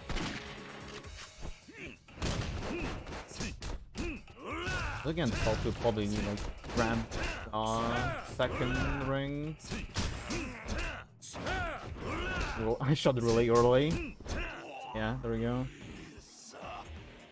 This is not what you want to see.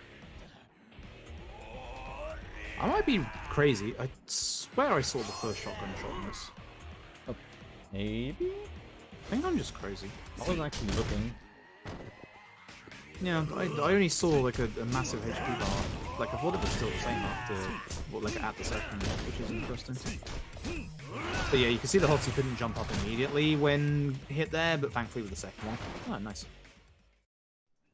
That was kind of bad. The hot tub ending. But Yeah. Kanda has a very, like, you might think the discs there are a massive cutscene. There's actually one QTE he gets for the Feel the Heat that lasts for like a minute to a minute and a half.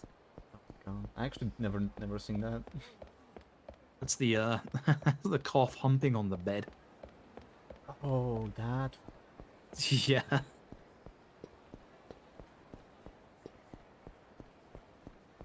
And Yeah. with that, thankfully, that is the end of the Nishikiyama family.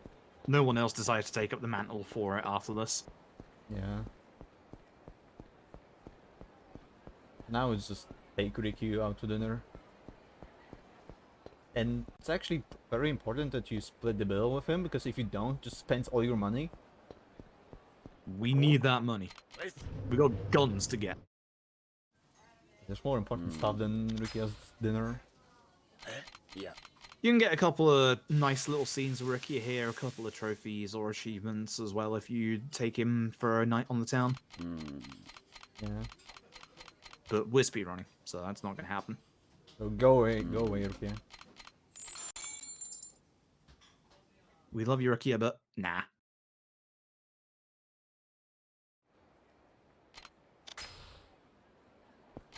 I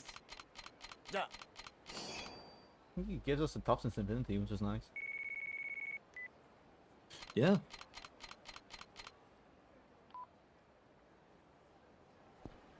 So yeah, before I actually go to Serene, I'm gonna go reload my guns. Kamiyama is in this alley here.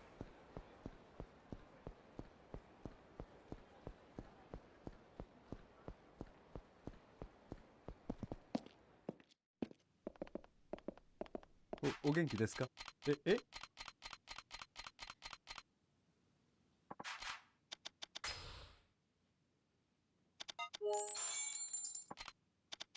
If I don't remind myself that I actually need to reload all of them, I always just freeze on the screen for a bit, remembering which gun I need to reload. Yeah, for those who don't know, the older version of this route used to only reload the revolver, but because of the sword in the new route, we can afford to go a little crazy. Actually, really useful. Hmm. Gets rid of like really annoying fights. Make them a lot easier, I guess.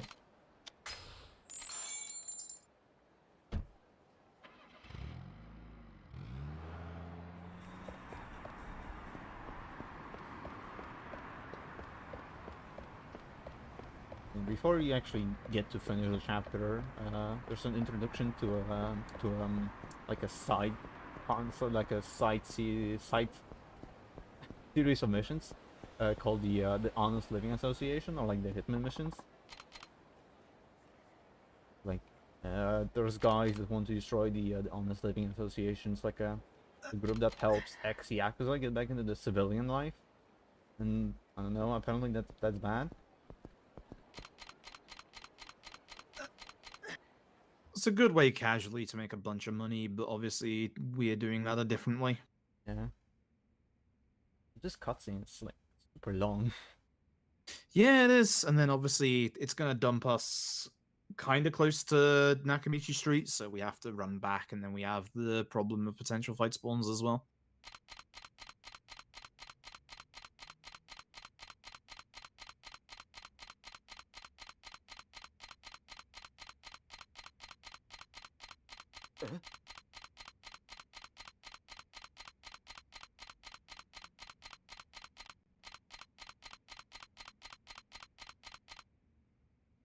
But we're just going through the motions until the next chapter, and the next chapter after this one is also one of the quite short ones.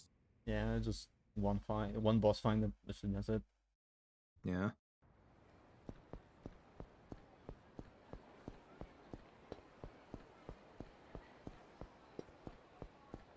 Hoping for no bad fight spawns here. Oh, there's one. Yep. So here's the problem about running away from fight spawns, is because the camera is not like facing the other way. As you see there, the actual civilians spawn from behind you and then block you as you're trying to run away. It's kind of annoying. Second nasty fight spawn as well. Great. This is not Yakuza 5, where if you bump into a civilian, you lose all of your speed. Yakuza 5 is a fun speed game. You cannot push past civilians. You can actually have civilians block you off. That's the best part. Even worse than that, with Yakuza 5, you can get fight spawns inside the civilians, which is just phenomenal. Yeah. No way to actually know they're a fight spawn, other than if you bump into them, you start a fight. Mm.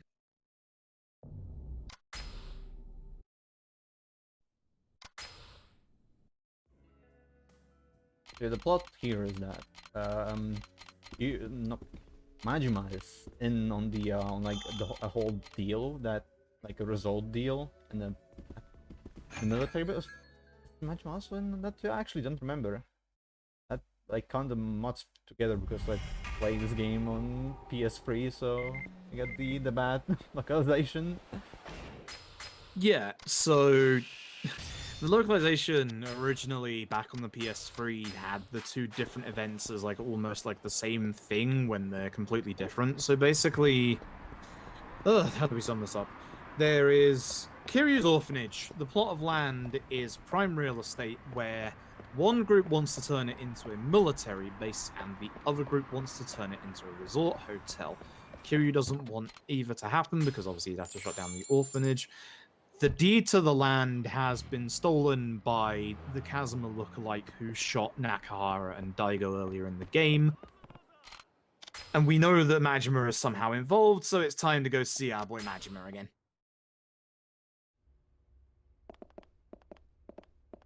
It's just another long walking section. Literally nothing going on. You can push Majima here, it's a bit easier than pushing Date, because Majima is walking and you can run.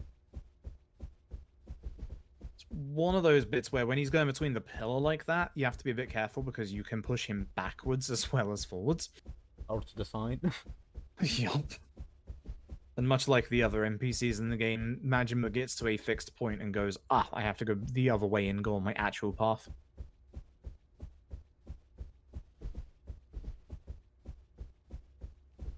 That was, yes. The Colosseum is, yeah, the Colosseum is close. Because Kiryu and Majima is in there, it's not anymore. It's tradition. Would not be a Yakuza game without a Colosseum fight. Even when it makes no sense. Looking at you, Yakuza 5.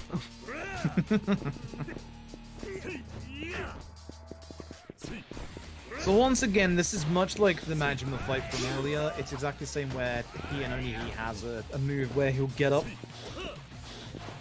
Basically, yell is actually on weight up, and we just have to try and not hit that.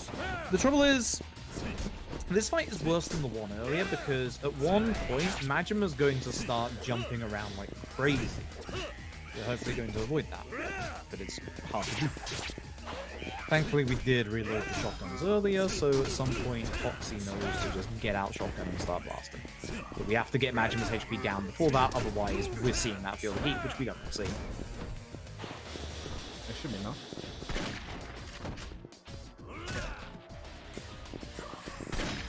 Nice hit. I've missed those in the past. So Hoxi's doing a combination of obviously shooting with shotgun and then essence of finishing, but Hoxi's also doing something on the side where Hoxi's trying not to make Majima bounce into the wall, because if Majima bounces into the wall, then he can actually stand straight back up. Yeah, that's bad. That was a good fight. Yeah, that was clean. Yeah, because Majima got his ass handed to him, we're gonna talk now. How it usually goes.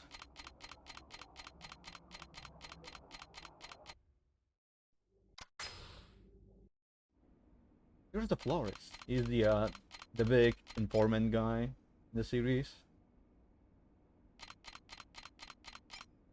Doesn't he kind of like disappear after Yakuza 5? Yeah. Well, it's really weird because like in Yakuza 4, even though he's a character in the game, in any cutscene that he's in, he doesn't actually speak. So I wonder if it's a thing with his actor or something. Although he does speak in Yakuza 5. Yeah. Also because everything in Yakuza 5 is voiced. Yeah, one of the reasons why Yakuza 5 is so long. Speaking of voice cutscenes. Yeah, spamming X. So yeah, the Snake Flower Triad, which is one of the factions that Kiryu destroyed in Yakuza 1, they're back. They're after Rikia, so we need to save him.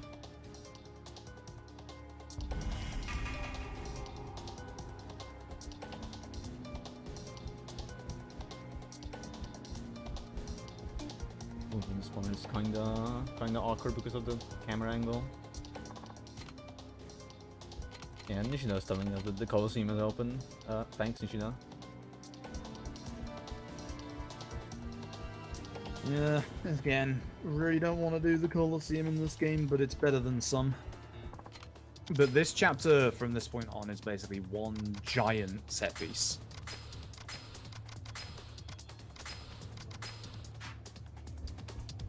Yeah, I'll put my items in the item box. Because I'll need to, like, get rid of them later, so just get, like, makes me menu-less. Because I need to sell some of them anyways later. Yeah, the extra things that have been put away will be sold for a little extra money for gunplay again. Actually, will they, or am I crazy? It's it's for the guns that got reloaded, that's right. Okay, sure, I guess go off and go up. Hope my DualShock 4 is not starting to drift. Been there multiple times.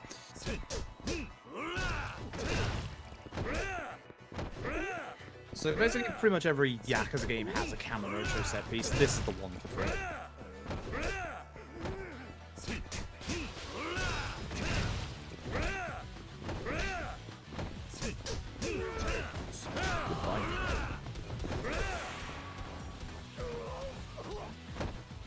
Yeah, this part is just going through all the guys.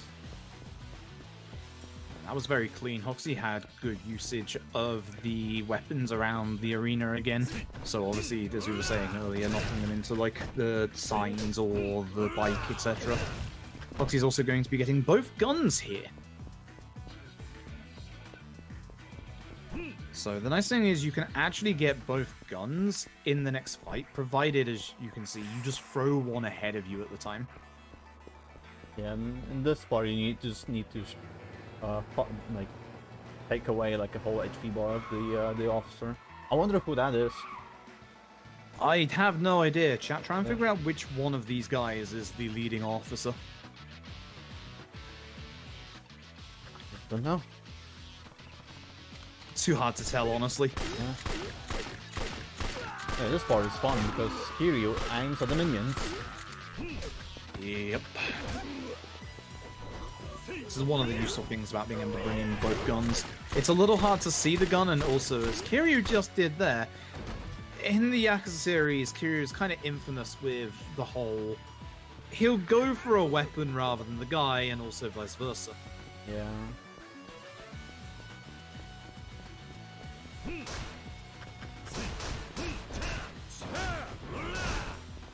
You just only take one gun into that fight, but two is obviously way quicker.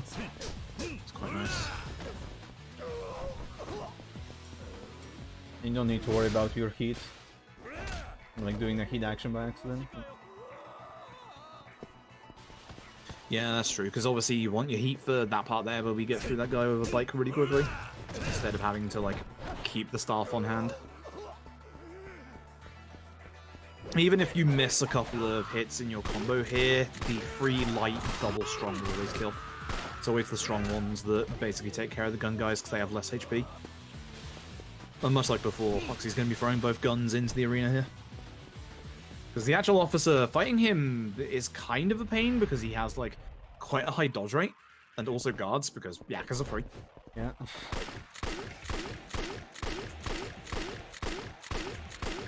Like, semi-small fun fact, it's actually easier to do this game on the harder difficulties because enemies guard less. It's kind of weird to think about. Ooh, if I need to get that block off, that was almost an amazing fight. And this is what we were talking about, he just loves to do this. You just need to wait for him to attack like that and just go behind him. Which again, on easy, he doesn't like to attack, unfortunately. And then, out of nowhere... Hey, it's fun when you're playing a legend, because if you fail this chase, you're doing the whole set piece again. And anyone you're chasing on harder difficulties runs way faster, and your HP drains way higher, and you do not have as much. So this chase is really slow. That was a bad NPC spot.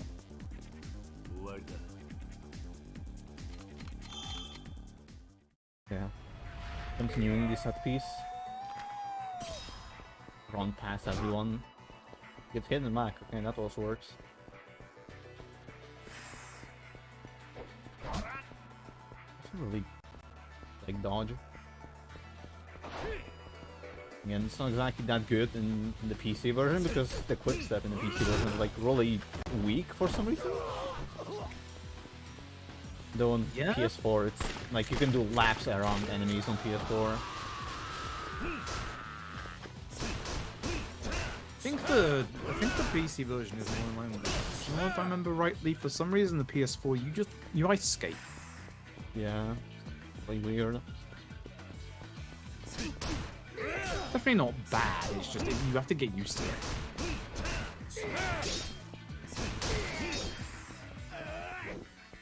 Stop picking up all these items from there, okay? Because I'll need to discard them later. And just more menuing. Oh. Gonna do this to not do the hit move, because that's slow.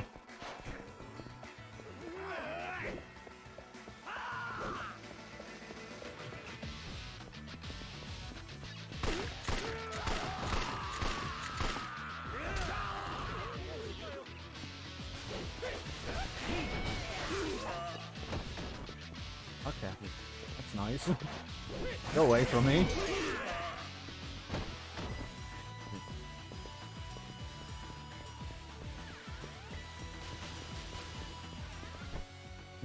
I don't remember. Do we need to throw this one? What?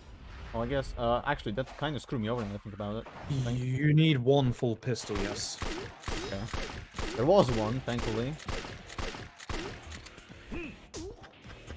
I had to remember that because I've barely used these new strats, but yeah, one full pistol, 2 hits with the shotgun in the finishers. Yes. Hopefully, I don't miss like in my PB. Let's do this.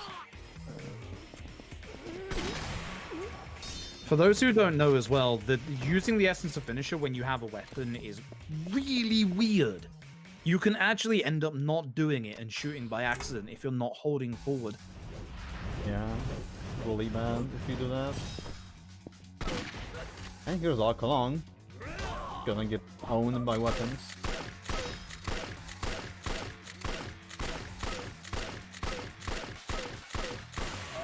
Yep, he's gone. That fight, casually, is a pain in the backside because Lao Kalong would just counter you, but count a gun, idiot. Now, now is the part where the run dies, probably. This is the 33% chance. Yeah, Mine came in with Candace's head, literally. That's one way to get ahead of the situation.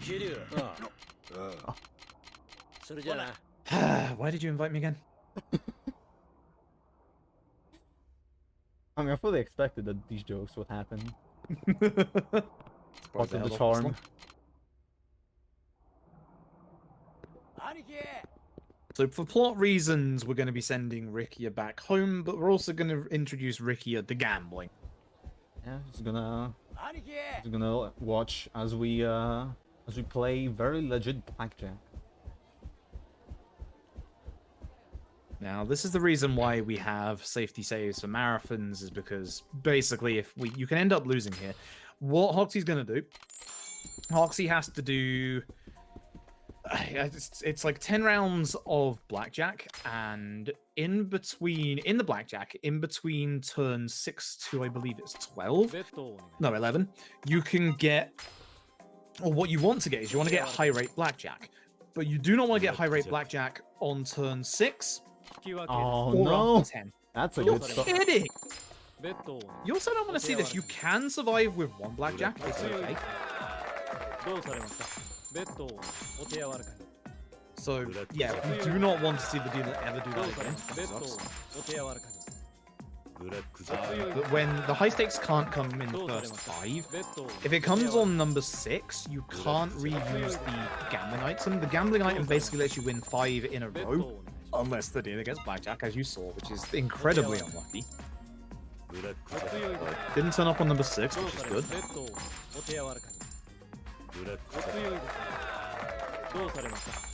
7. Uh-oh. 8. 2. Oh, this is not looking no! good.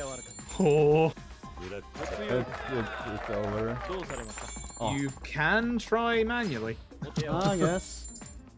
Here we go.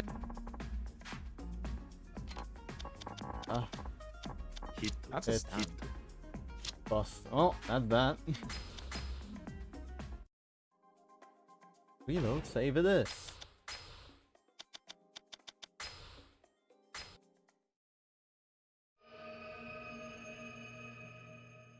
Thankfully, in the PC version, you don't need to go to the main screen to actually load.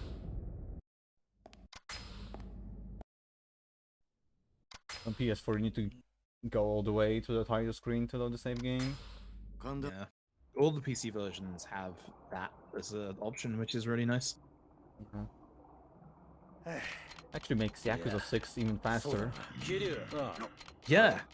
On top of the 60 FPS and the Beyblade ragdolls. The ragdolls are the best.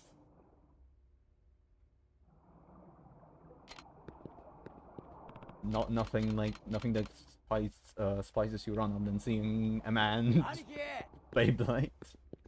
Just off to space. Just goodbye. Actually, Yakuza 6 got the FPS boost on Xbox today. I saw that. Pretty good. Okay, round 2. D.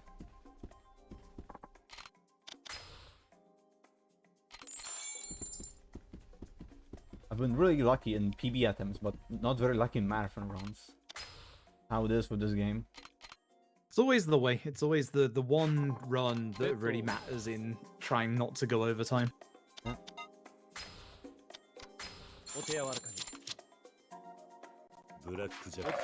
Thankfully, the game won't let you use a blackjack amulet when one is in play already, because I would accidentally use the second one.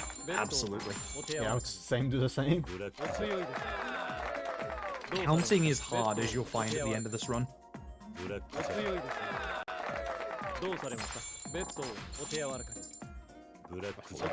Blackjack for a second there.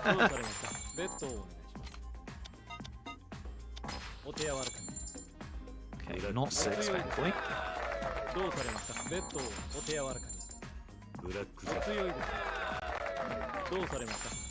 I can't remember which one is the optimal one. I can't remember if it was like 7 or 8. Okay, finally. Hey. I guess this one. Yeah. Yep. Don't quit Definitely. before I actually get my chips, like tap. Yeah, I think we've all done that once. Yeah. So basically, until you go through the actual round itself, the game doesn't count you as having given you the chips, and if you quit out too early, you'll be stuck with the chips from the previous bet, which in Hoxi's case would be 21k, which isn't enough, because you need 30k for 20 platinum plates. This is what everything has been building up to.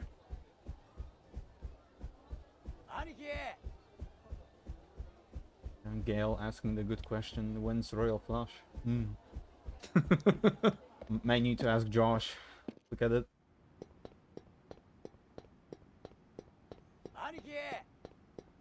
I would say ping Josh for him to do Royal Flush and Yakuza 3, but I don't want to deafen him. Yeah, he has sounds for pings. Oh dear. And on the on 2 runs before, the runner said to ping Josh to make him come back to us saying. Oh no. The whole chat is pinging him. Leave poor Josh alone.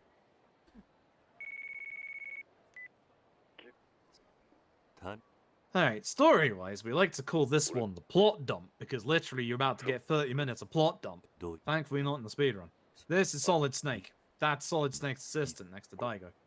Essentially, Solid Snake here, it's Tamio's got the same VA as Solid Snake. Basically, he wants to meet us to talk about the terrorist organization called Black Monday? Black Monday? Yeah. Yes. And we're gonna take Date along, because Date's now a journalist, and yeah, sure. Yeah, why not? Does that even speak during the plot dump? I don't know. I don't remember those cutscenes. It's been a while since I actually played this game casually. I don't want to sit through those cutscenes again. Yeah, I'm sure he speaks at is- one point. So yeah, first, before I actually go to the plot dump, sell the stuff.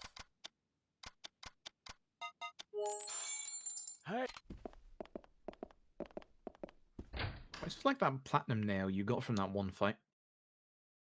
Wait, what? Did I actually get one? Yeah.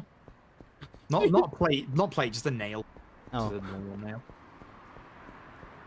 If you got another plate, that may have been another gun, but I don't think enemies can drop platinum. They can drop gold, but it's rare. Anyway, this is the reason why Hoxi had to open up the weapon shop early, is because Hoxi's about to have Date follow, and for some reason, with Date won't allow you to open up the illegal weapon shop, but he'll gladly come follow you and watch you buy 13 illegal guns. That's... that a... Nice! Good fight! What a nasty fight. I thought he was one of the Barkers, honestly. Yes, same. Can't exactly dodge that.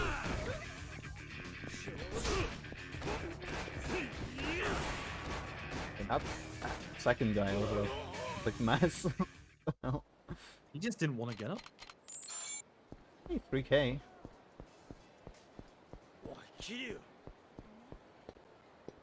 But yeah, one of the things that we need to worry about is most Yakuza games have some kind of money wall. This game's money wall is 30,000 in the chapter after this one. This is also why we're doing very specific selling of items and other stuff. It's obviously not all the money we need because we also need money for taxis and stuff, which again is why we sold items and stuff. With the money that Hoxi just got from that random fight encounter, we got way more than enough money for taxis and stuff like that for the rest of the run. I already had more than enough before that time. But Yeah. Irashaimase. to be like that. Olivers, thank you very much. So basically, we found a hidden locker key to open a locker with a sword inside that we sold to that guy earlier. Then we went gambling, got 13 illegal plates from illegal gambling, and bought 13 illegal guns. You'll never guess what comes next. No idea. Welcome to Definitely the final third of Yakuza 3's speedrun.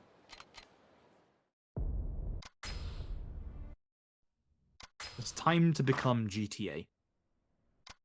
This is the reason why I even submitted this game to GTAMarathon.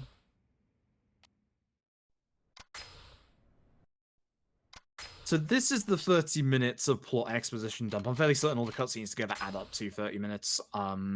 We talk about the bill. The military expansion bill is to try and goad out Black Monday, the terrorist group, with their supposed leader, Andre Ricardson. Okay, good menuing. We speak about the favor. Tamiya's assistant is being hunted by Kazuma lookalike, who is called Joji Kazuma, who is Kazuma's twin brother who works for the CIA. A nice and convenient plot twist, that one. Yeah. And then there's also Mine, who wants the resort deal done because money. What is with my menuing today? Blame the DualShock. That's what I do whenever my menu goes wrong. I'd rather not blame the DualShock because I actually wanted to actually live a bit more. I don't have money to buy a new one. Yeah, as someone whose PS5 DualSense is already drifting, feel that. Controllers are more expensive than games these days. I understand Yeah. why with all the tech inside them, but oh my god. So yeah, this is how the run's gonna look till the end. Yeah.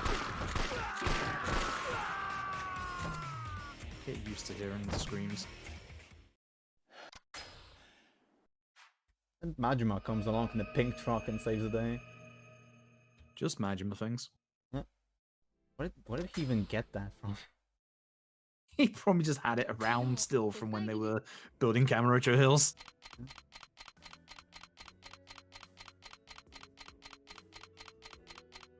There's a Majima brooding in the background here. I see some PC, his shirt isn't just like a big smudge. PS4. Yeah.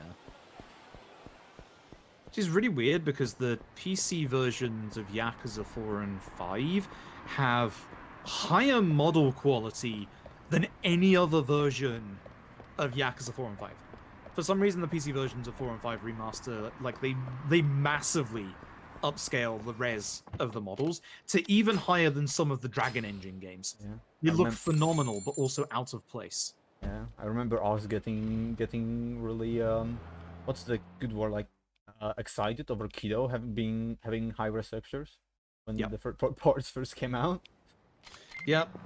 Modders have been having a field day for obvious reasons. Yeah.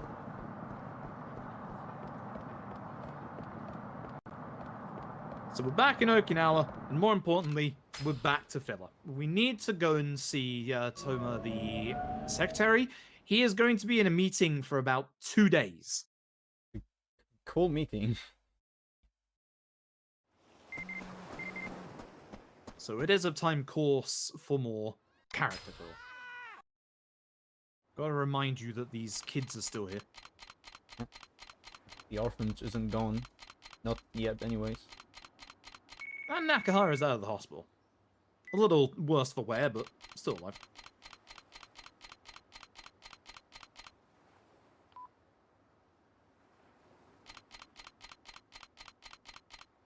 Now it's time for wrestling. Taichi's part of the filler. So Taichi really, really loves wrestling, and that's going to get hammered into you right here. Unfortunately, it's also going to get hammered into Mitsuo, because Mitsuo has been picked as the unfortunate victim for Taichi's wrestling.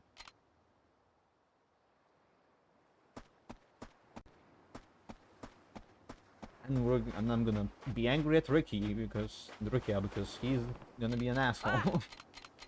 Always. So Taichi is supposed to go shopping, but Taichi is too busy trying to beat up Mitsuo. And then you'll see the most amazing running animation that you'll ever see in the next couple of days. Mitsuo running at extremely high speeds. I can't believe Taichi's hacking dead. The big F in chat.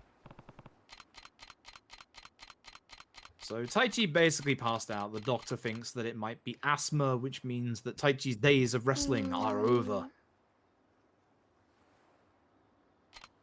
This is the most important plot point in the entire game. Taichi has asthma. Cares about the Tojo. Who cares about the fact that the orphanage may be demolished in a couple of days' time? Taichi's more important. So Ricky has actually a nice idea to put on a fake wrestling show. Wrestling isn't fake, jeez. So we're going to have to leave and then just come back immediately. And this is where one of the most frustrating parts of the entire run comes into play.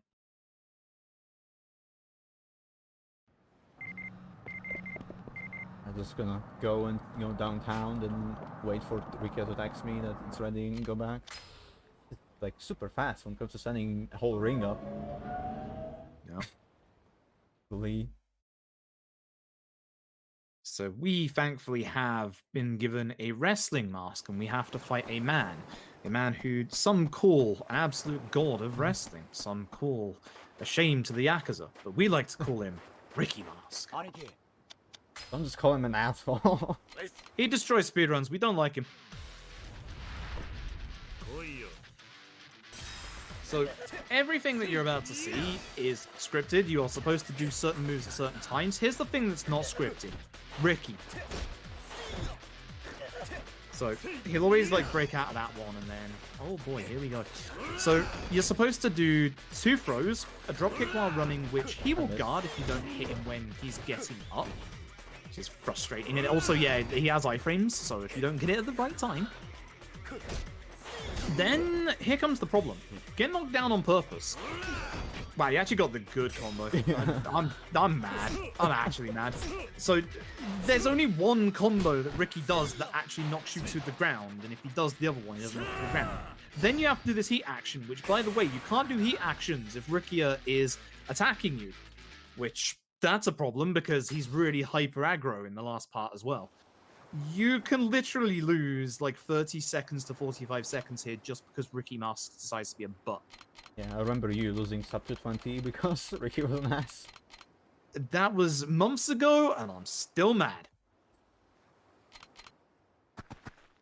Taichi comes in, saves the day. Turns out Taichi doesn't have asthma. He's just allergic to buckwheat noodles. Hooray, the day is saved. Everyone's happy. Haruka's doing some shady business. We're off to Spina. As you do.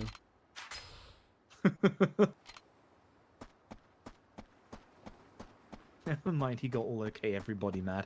Yeah, I feel that.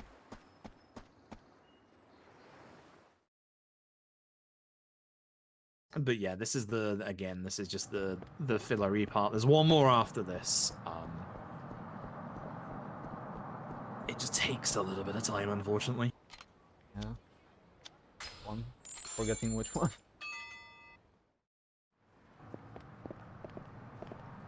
Look, it's collision there.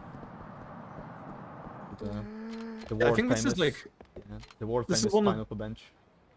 this is one of the only taxi points that isn't the second one. I think Tap said like all but 2 taxis in this run are like literally the second option every single time.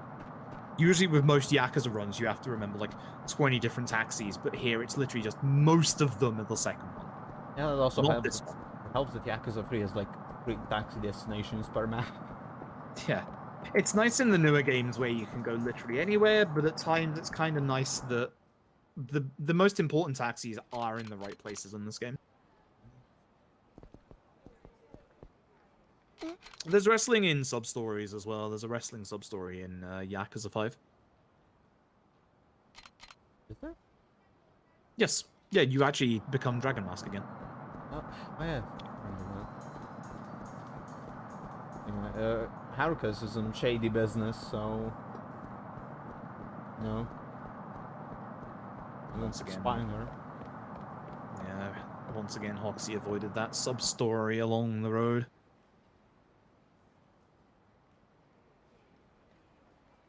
You mean the guy is walking around? Yeah. It's weird how that one isn't marked at all. I guess it would be a pain to kind of like have it just track on the minimap. Yes. I'm getting bullied in the chat. Come on. Oi. You know, I have bad luck with races on this channel, but... Come on, wait. Yeah, almost every time I participate in a race that's like restreamed on the channel, I have a game crash like an hour in. No matter the game.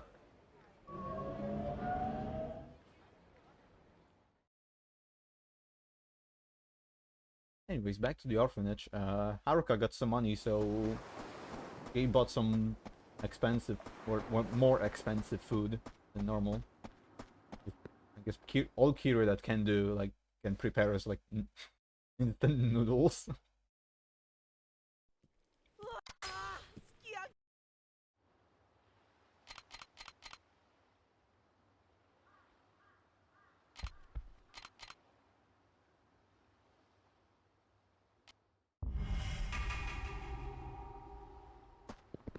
Right. It's the only place in the game where if you hold left stick forwards, you go back. I mean, Yeah. Yeah. Literally all I have to say on that. It's really frustrating. Like you will forget about it every so often. yeah.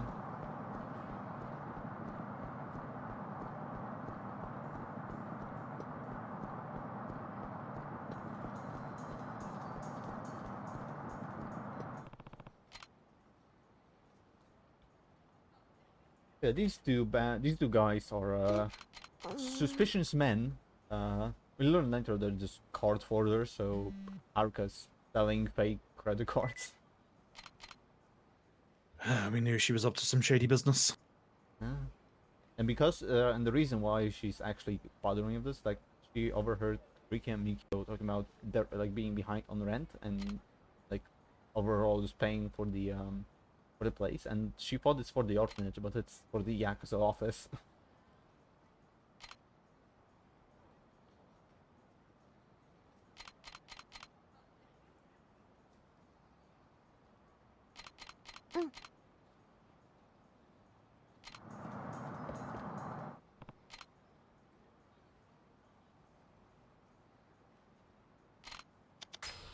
Here, just wait and see till the two guys at the start come back.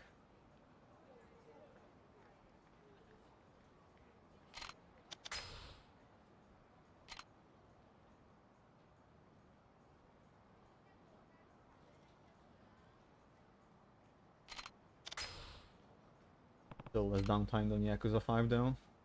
Be honest here. Yup. Thankfully, it just doesn't last as long.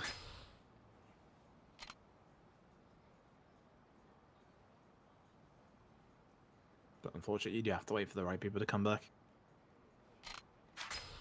Which is them.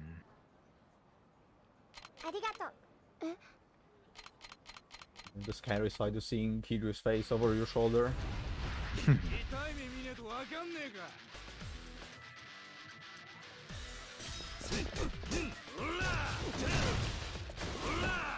Okay, nice one, Kiryu. Sure. What? Okay. I've never seen that before.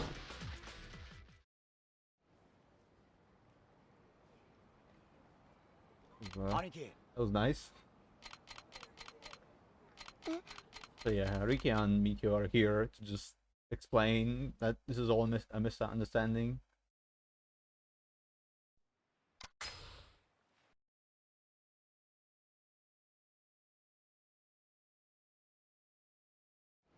And suddenly it's night. Actually, no, it's not nighttime yet. Okay, it's like after this fade, suddenly nighttime. Spend a lot of time talking about what happened. じゃあじゃあね。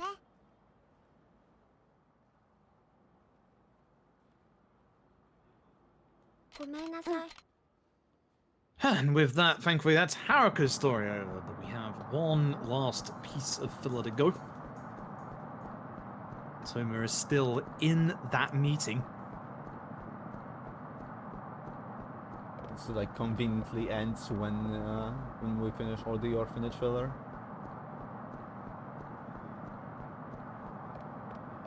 Like how much faster Kiryu is than Haruka here. Just leave her like 2 blocks behind.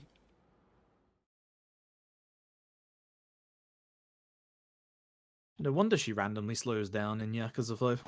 Yeah. おじさん。 Can't believe we have new tech that is just don't hold forward. Good tech. Yeah, sometimes you're just gonna do the not obvious stuff. うん？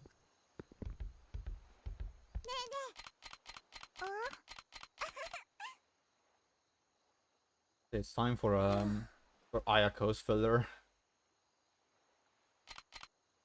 Just like like the kids asking her for money or like help with homework and stuff. And we're just here to tell her to take a bath. You thought Ayako's filler was earlier with the money incident. Haha, that was Ares. These animations are wonderful.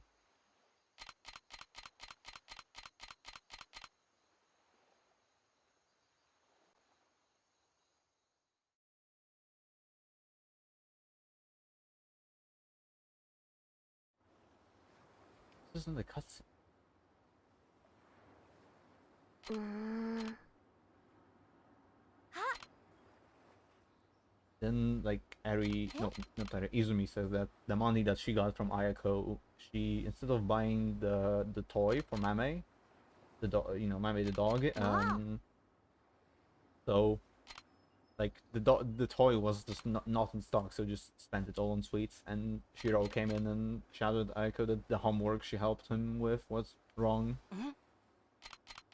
Then I was just going down the list, roasting every single kid about how Ayako actually helps them and stuff. And go find her. She ran away. Some of these are really, really harsh as well. Like, Riena's clothes are actually hand-me-downs from Ayako's, and Kyuu's just like, Riena, who gave you those clothes? And she's like, Ayako. So, that doesn't mean that she isn't appreciative. Like, come on.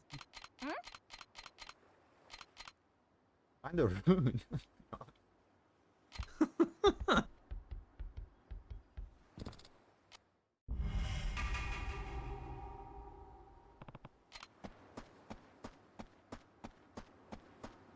I'm gonna go downtown and find Ayako. She's always in the same place, thankfully.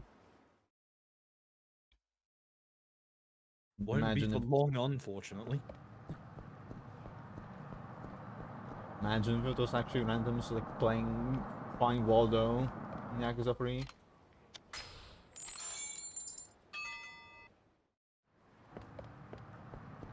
Any fight spawns? That's a fight spawn. That's the nasty one we were talking about earlier. So, thankfully or unfortunately, you're about to see the fastest runner in this entire game. The one with the best animations. This is Olympic medal level sprinting right here.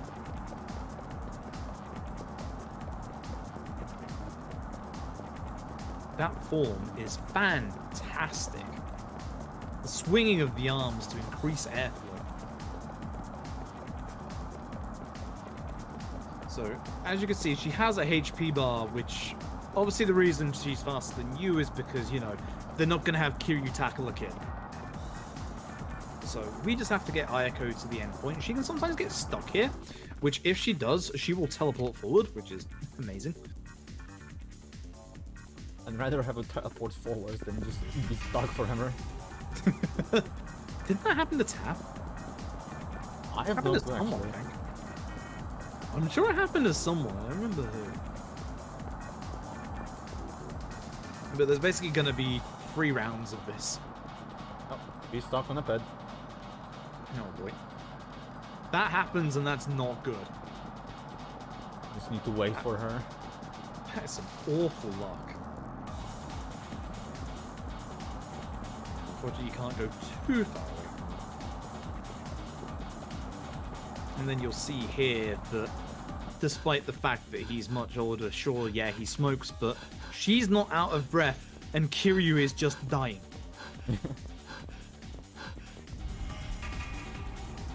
She's taking this in her absolute stride and just going.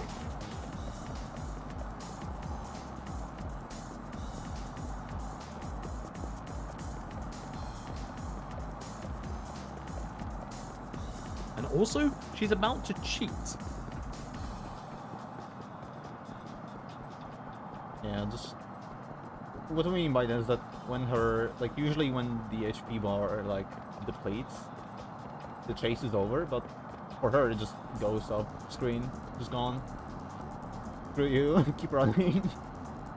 Yeah, just, there goes the HUD. We're gonna hide this to pretend that, you know, it's not actually over. But she just has to get to the point where she needs to go to. There's only a little bit of tech here where, again, cutting corners makes it a little faster. You can see the cars that were in the way a second ago have all magically moved to the other side. Yeah, I know. Some shady stuff happening in Okinawa. Teleporting cars.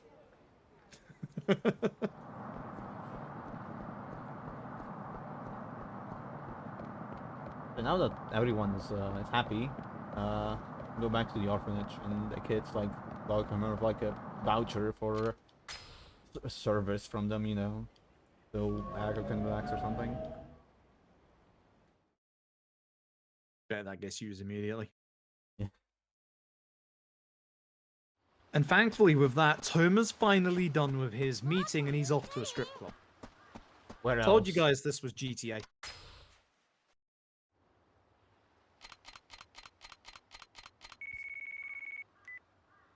Streamer go to strip club, but real.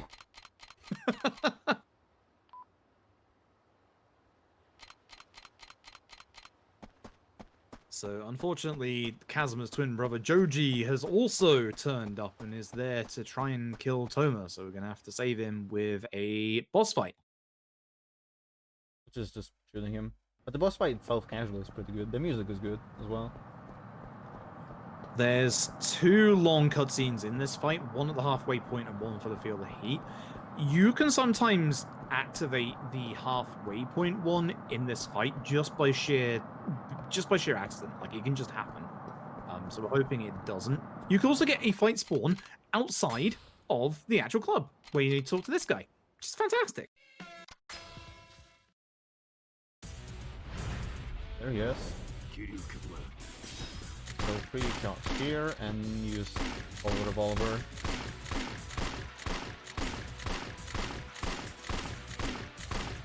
Okay. Thankfully, it didn't see the QC.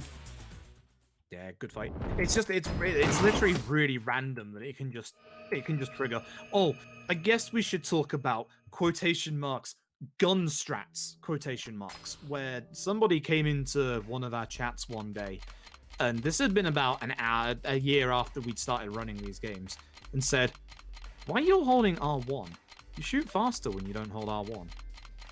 And we were like, nah, there's no way. Not our best moment. Yeah. It saves actually like literally like half a second between each shot as well. It's actually a decent amount of time. Yeah, I mean, it's not like the Yakuza games that are the only ones that have strats like that, like found like that. I remember hearing that in San Andreas, the train strat on Snail Trail was found because some random enchant just said, you idiot, just take the train for having a band. And then the test didn't work. This is why it's very valuable to have multiple pairs of eyes on your speedrun. Yeah.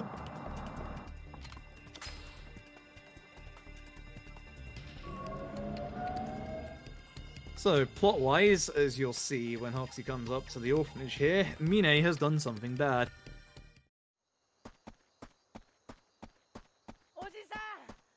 Yeah, kinda, the orphanage kinda made the meta bulldozer. That's why Taichi was in the club. With VIP pass, I guess. Honestly, how did he get in there? I'm guessing the fight with Joji caused everyone to scatter. Yeah. Taichi wasn't there to find Kiryu. Taichi was just there for his weekly titty. I mean, it's understandable, I guess.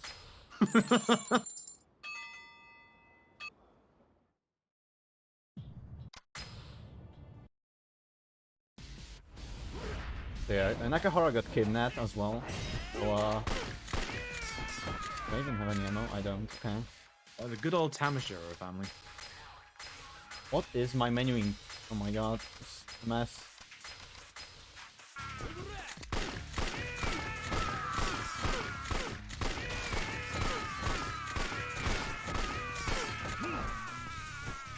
Probably look at my ammo count and not on the minimap. So it's time for Kiryu to wrestle with the ball. Yes. It's maybe the first time in the series when Kiryu fights an animal. Ooh.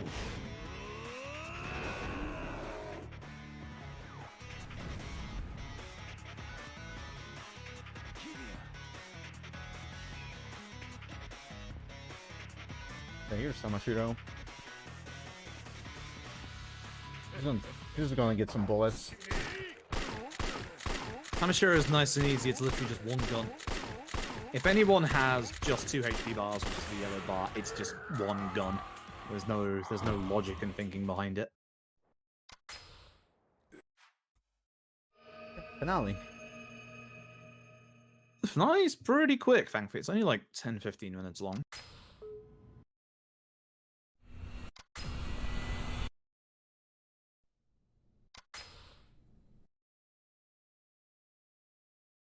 Yeah, in this chapter, Joji is like he's after that fight and they have struck up. It's like he's now a good guy now. That's how it works. And he gets us back to Kamurocho. And we meet Rick Langley, which is a one-off character that has a full first and last name for some reason. You'll never see him again. Uh-oh. I just like the name Rick Langley of the CIA. It's just ironic. It's so good. I don't know, it's kind of weird. That's it. He's gone. Goodbye. That's it. The Mama in Serena here literally gets named in like one sub-story, but no one ever uses her name despite showing up in like 4 or 5 games. But Rick Langley of the CIA? I think she had a name in the original Yakuza free translation? Like Mariko or something? I think so, yeah. Yeah. So Hoxi's off to do the actual finale of the run. Do you want me to list off Gun PhD? Because I have the notes in front of me. You can, but I won't follow it, but you can list it so people know how much actual maths go into it. So a couple of months ago, Tapioca routed like the guns for everything in the finale to have like the most optimal use of ammo for like all the final fights. You need a math PhD for this. This is everything in order. So on the third set of 3 guns equipped, use 1 gun down to 14 and 1 gun down to 4. Don't bother with the shoddy pistol. Use the 4 on the last 4 enemies of the lobby minions, then reload that to 15 and finish should go down to 10. Use the 14 on the 2 furniture blockers and the hack row captain, it's now 0. Use 4 from the untouched gun in the elevator, it's now 11. Use the 11 on Rich Harvest 2, it's now 0. Use the 10 on the CIA agents, it's now 0. Reload your last 3 guns before fighting cards in 3. Use 15 down to 3 on the cards in 3, also both shoddy pistols and throw them at him. Use the rest of 3 and another 8, down to 7 in the elevator. Use the 7 and the last 15 on the final boss. On. Math PhD. Or just do what we do, shoot everyone.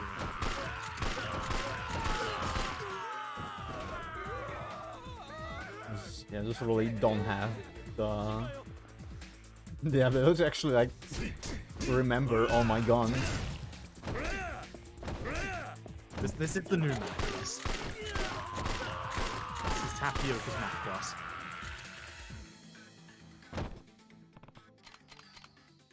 Use gun is just such a better strategy. Yeah. It's not optimal, but you don't have to worry. Just need to make sure to not run out of ammo, that's it. As long as you have 7 plus 18 for the final boss, you're okay. The final boss has massive HP regen points, so you just don't want to fight him. Also, much like the other set pieces, you don't have to go after any enemies here. Yeah, just need to take out the ones that are actually blocking away. And thankfully, there's no enemies around them, so...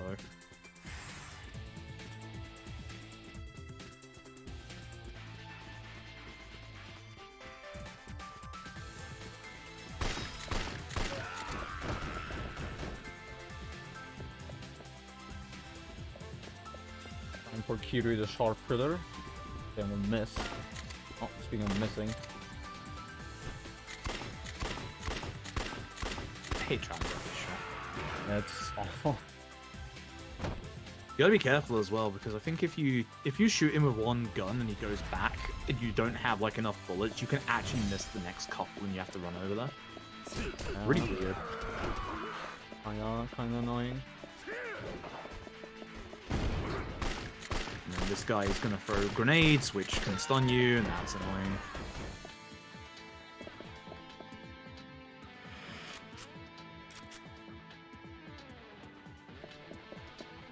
Should this guy with the machine gun come at me? Because screw him. Yeah. Basically in this fight, you can get like really interrupted by pretty much any enemy as you're trying to get through the barricades. Like that. Kiryu, you'd aim for the barricade, that'd be nice. It'd be nice if his bullets hit the barricade would have broke it for you. That'd be nice.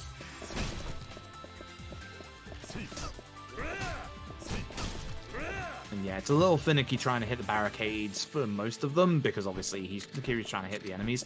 Thankfully, the last guy is just standing in front of the way, so you just punch him instead. Oh, Yeah. that worked.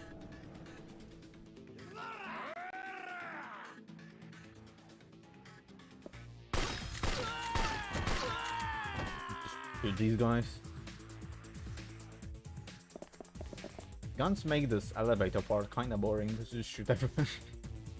Yeah, like this finale casually is really cool because you go through like every single enemy type in the game, and you just shoot everyone.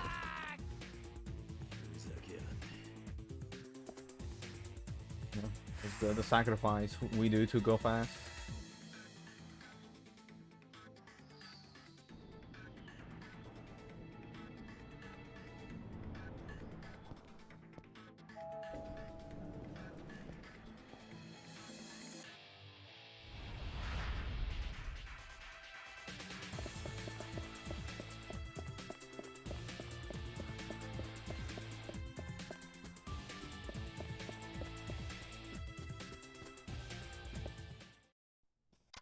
So yeah, Albert Wesker is back, Let's go. of course. Let's reload my guns.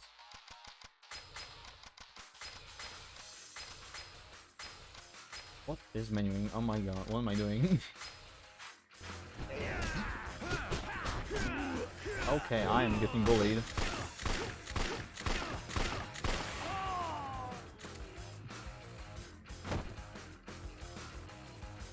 For Carton being a butt. And of course, there's a dramatic cutscene that he's not really dead.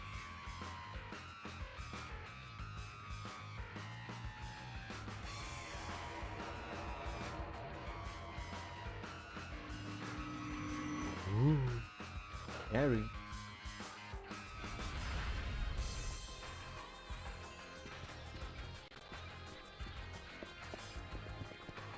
There is these ACIA nuance. Nothing else to do.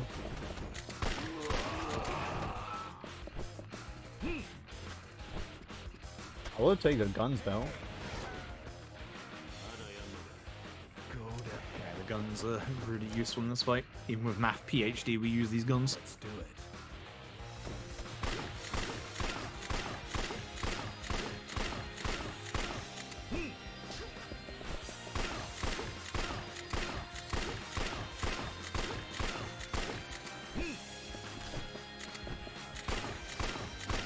Hopefully he doesn't end up in the corners. I won't get the feel like it that happens. It's like really bad. God. Die.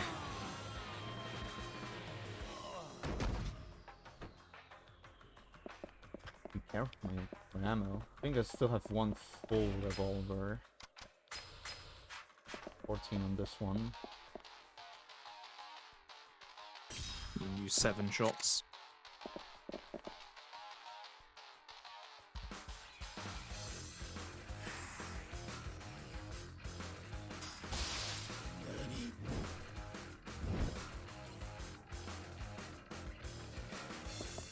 One, two, so that's... I'm gonna do this. Oh, that's a lot of damage, actually. Get up. This is the only unfortunate thing about enemies in this part is, again, when they're on the ground, you can't hit them again. If you can bounce them off the wall, you can sometimes get a tiny frame window to be able to shoot them again, but it's hard to get. Yeah. Now, final boss.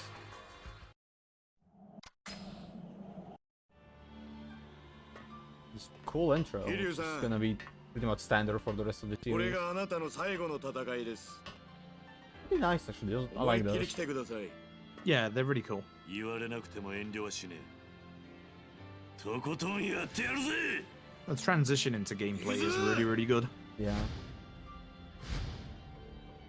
ひゃーうわ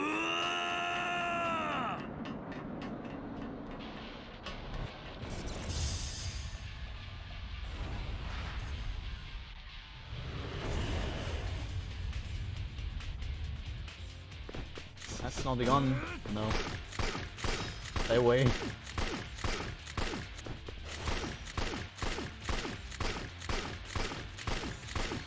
Get ready on time.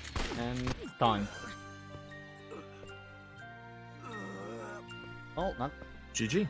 Oh, one. I guess. Okay. Gambling. Yes, gambling's screwing me over, but. Oh. Gambling, awful golf wind. Yeah. Me playing bad at golf overall. Golf just sucks in this.